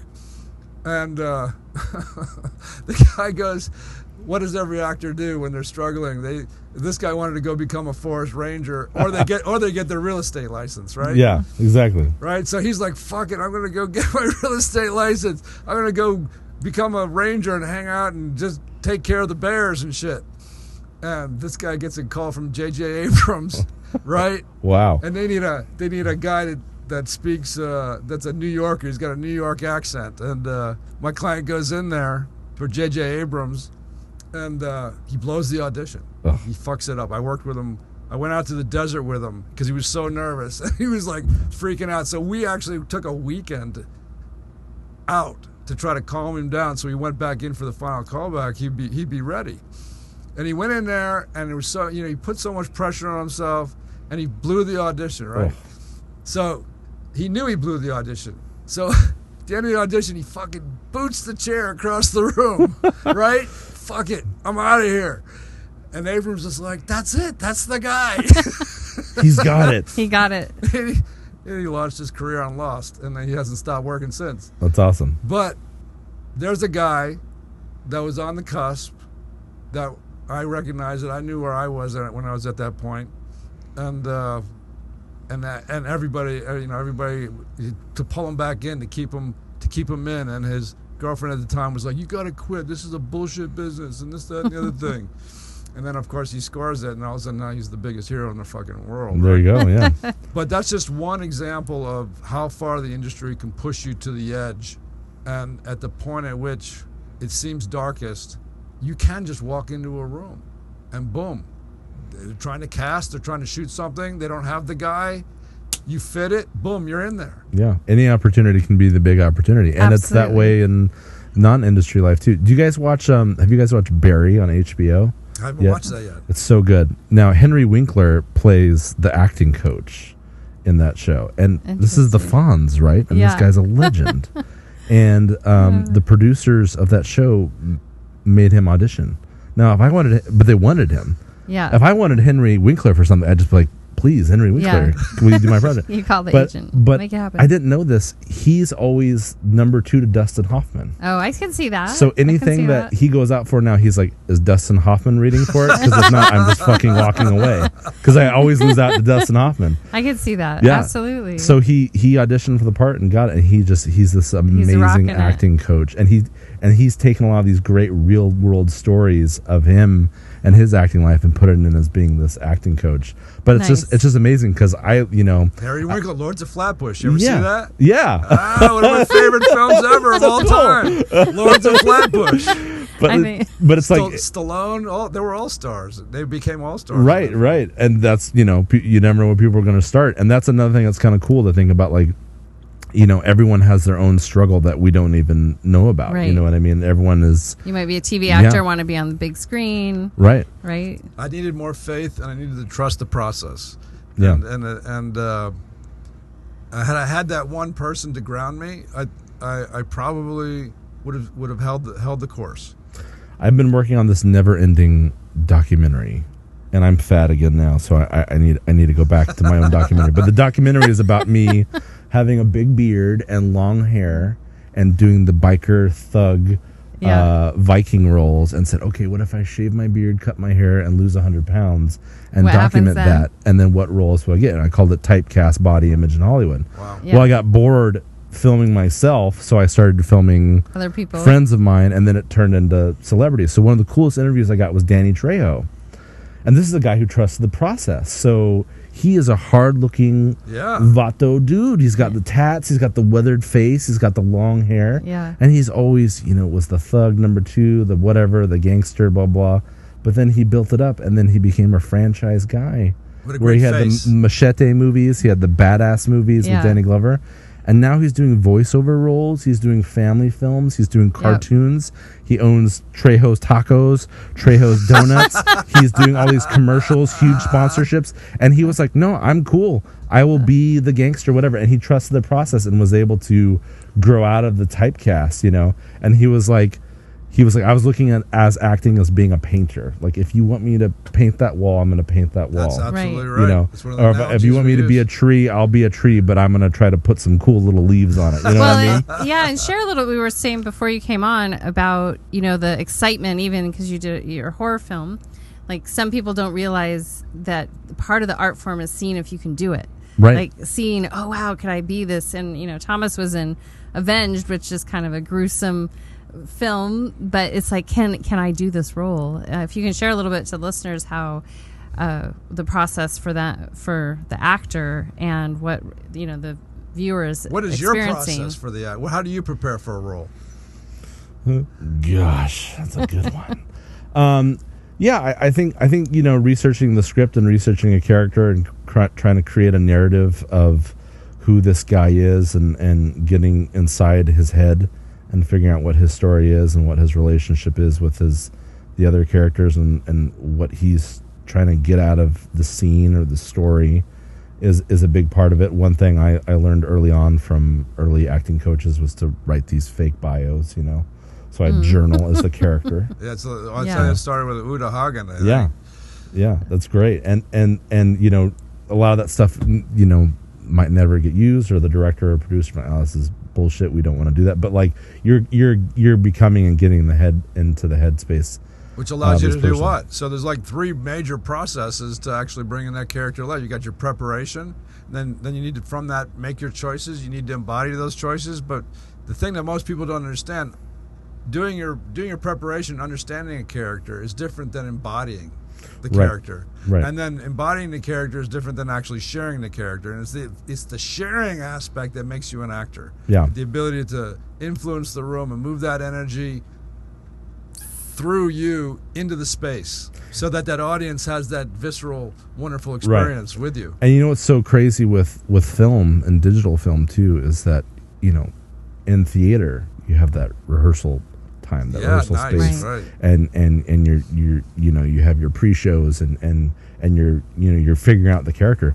Sometimes in film, like, you're getting the script the night before, or like you don't know your co-stars, or like, you know, or if it's secret, right? If they're keeping it really secret, you go there, you give it before you do the audition. and shows you and the sometimes stuff, it's a crazy thing as an actor because you're like, okay, can I do that one more time? And no, it's good. I really feel like I fucked that up. No, I got what I need. And you're like, really? Does this person even know what they need? I was terrible. You know, so sometimes when you're moving that fast pace, you know, whether you're doing something on TV or digital, or, you know, so it's kind of nuts and crazy. I worked on a Netflix and a Hulu films earlier this year, and I guess I'd liken some of those processes more to working on a TV show rather than, you know, working on a film for Sony. But sometimes they're just so fast paced and crazy, and you're just kind of getting what you're getting in the moment, and like moving on, you know. So it's like, all right, you know, we'll see how this turns out. Really, I mean, under these, I mean, and in this, you know, I've been teaching for 25 years now, and the reality is that the human being has to be prepared to be here. It's not so much getting into a character, because a lot of times your ability to pick up the essence of what you're actually doing with the people in the room with you is the only time that you have to look at the script and say, what is the essence, and how do I need to treat the person opposite me so I can create this illusion that's on the page? Right. How do I make that quick choice? And so it's really not so much preparing the character, if you're fortunate enough to have that opportunity or have that time. It's preparing yourself on a day-to-day, moment-to-moment basis. So it's not such a huge jolt to go from your life into an audition room, and understanding that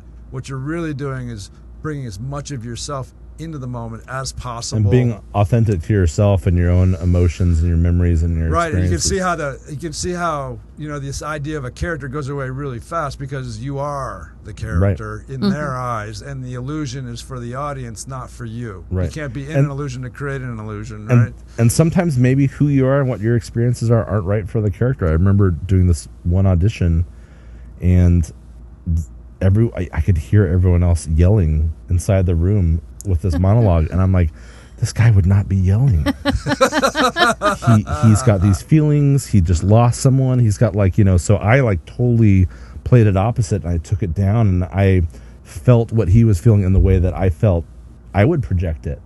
And the director and the CD casting director were like, well, can you do it again, but can you just yell, get a little bit louder? Like, oh God, like, these guys just want some rage. Yeah. So I brought it up just a little, but I wouldn't give them what they wanted, and I didn't get cast for the part. But like, and that's fine, because I didn't feel like that was true, right? Or that wasn't my truth, at least. Right, you might have been in conflict with what needed to happen on the set. Well, who knows what happens in that room too? A lot of times, the casting director will ask you to do something that's not in line with what the producer and the director want, right? Because that tape is going to them, and they will decide, not necessarily that casting assistant or casting director in that room. So a lot of the times, you do have to trust.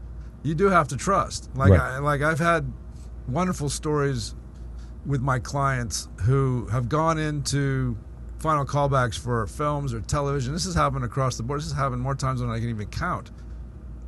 No, I can count them. probably a dozen times where the director wanted the talent because of their powerful audition, but because of preconceived notions or what was going down, they would not cast that talent. They would not cast my talent, and the producer and the writer-director would walk away from the project because they wanted that. They knew that individual fulfilled that responsibility, and if they weren't going to cast it with what they needed, then forget it. Right.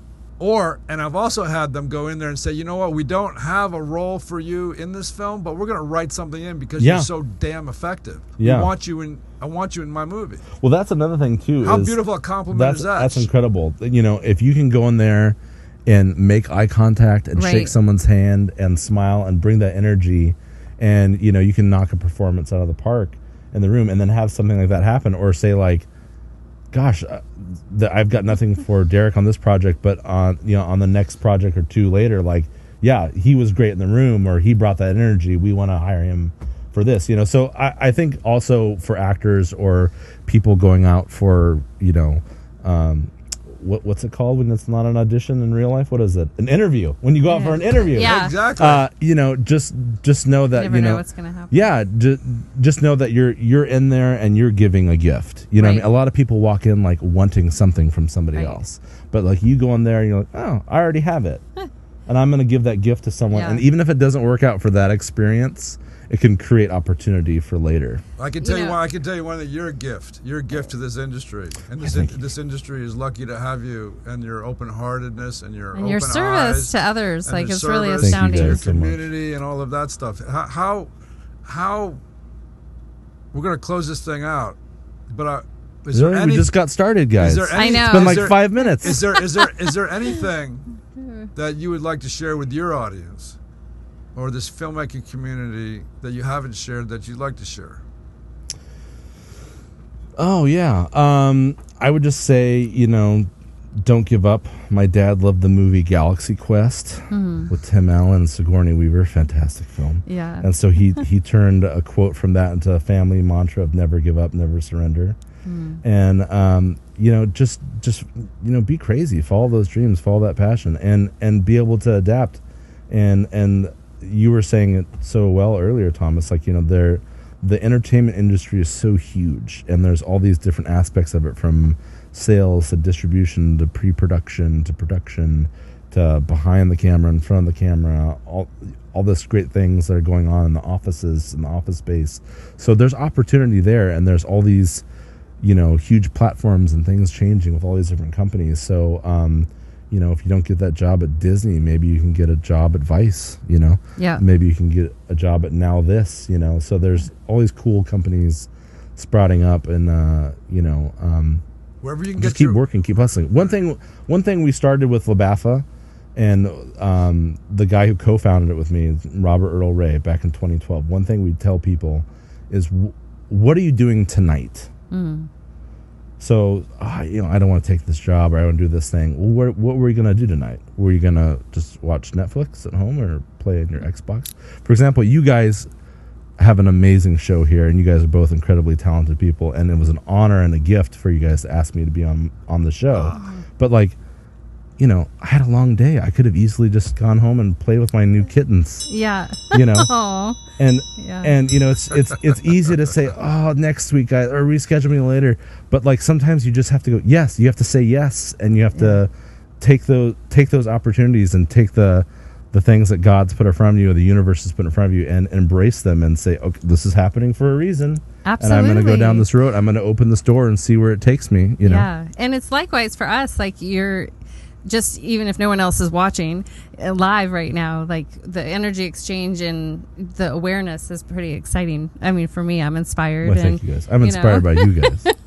Well, listen, it's been an absolute pleasure. Thank It's been you a so much. blessing, and I have a feeling our paths will cross. Of course. More. Thank you. I want so to. we can and support what you're doing. I want to support your show. Shout out to the listeners, where they can find you and what you have up and coming one more time. So we do a lot of stuff on Facebook, so you can just look up Long Beach Acting and Film Association on our Facebook page. We do have an event at the end of this month. It's called Scary in Showbiz. It is Sounds October. fun. That's right, Scary in It's going to be at Echo's Pizza off Bellflower, Long Beach. It is on Sunday, October 28th at 6 p.m. Nice. And we're going to highlight and have a panel of horror actors, filmmakers, makeup artists. So it's going to celebrate all things scary in the horror genre. And then one thing, as I mentioned earlier, I'm working with a company called Amaze VR. They're like the number 3 to number 5 top Amaze app. VR. Amaze VR, yeah. Amazing. So Top app, huh? yeah, top On our app phone. in the Oculus for virtual reality. So we're shooting in 180 degrees virtual reality, 3D, and we're looking for more projects. So if you guys have ideas, feel free to hit Great. me up on Instagram, on Facebook, on Twitter. I'm open, and I love to collaborate and hear new ideas and are they, work with exciting is the people. logo red, a circle, or black? For Amaze VR? Yeah, I think it's red. Okay, perfect. Yeah. All right, There's a guys. couple VRs on there. Come back here, Thomas.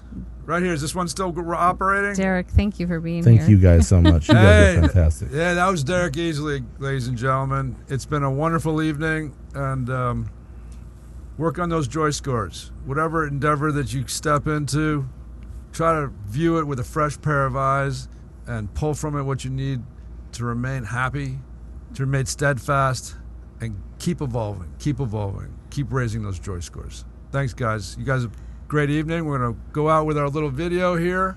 See you next time. And we'll see you next time. Oh my God! So when you started with Thomas, where's my notes? I know real quick. Don't go away. What was I just feeling? What was I just thinking?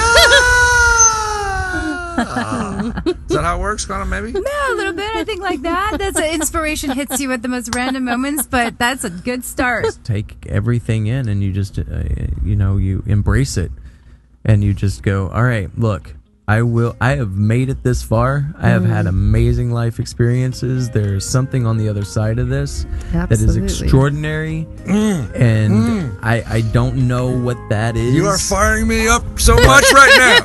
You are firing me up so much right now. Hitman is firing me up right now. The difference is I'm not craving any of it. I am not craving any of the sugar. Like, I eat my meal, I eat till I'm full. And it's not this weird, it was always, whatever I did was this weird kind of restraint, incredible discipline and willpower, and then this controlled binging. Right. I can fall in love with someone in so There quickly. we go. That's what we're looking for. Oh my God. Hey, my own self-integrity, my own self-judgment, my own self-worth. Now I feel I'm complete. I couldn't really know what was happening in myself until I really understood how much was happening out in the world with people. And I just kept learning. I kept learning and do I want that in my life? Do I want that in my life? When the child born, the baby born, I start to cry. Oh, this is your own song. That's where they got the ohm from. Was the child making the sound? Once someone feels heard, once someone feels seen, once someone feels like they've been empathized with, then they start to open up, right? It's like this opening, and then there's this invitation where, okay, now I kind of want to share because I'm being heard. She needs to do chemo, she needs to do this, all this and that. And she just rushed out. So there was no compassion, there was no empathy, there was no connection. So I just said, you know what, I have to put my foot down. There you go. Something. Then I didn't know what the hell I was doing. I didn't know how to be a man. I got this little boy, and I gotta teach him how to be a man. I didn't know what the hell I was doing, so all I knew how to do was fight. I know how to talk to people. My people skills were shitty. I didn't give a damn about writing. I didn't give a damn about nothing else besides fighting. I said, look, I got this little boy, and I can't have him walking in the same shoes that I walked in. Oh no, I said no, no, no, oh no, I said no, no, no, no, I said no, no, no, oh no, I said oh no, no,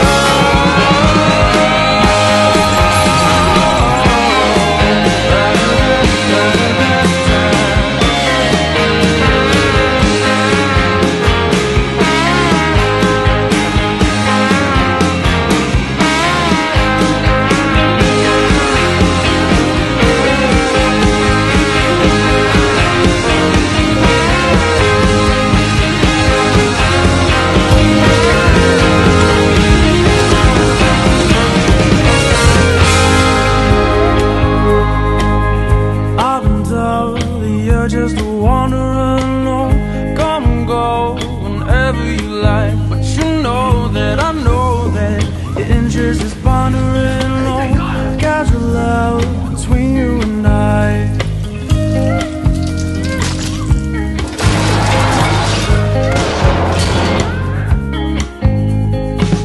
It crossed your mind, you flatter the concept of you and I.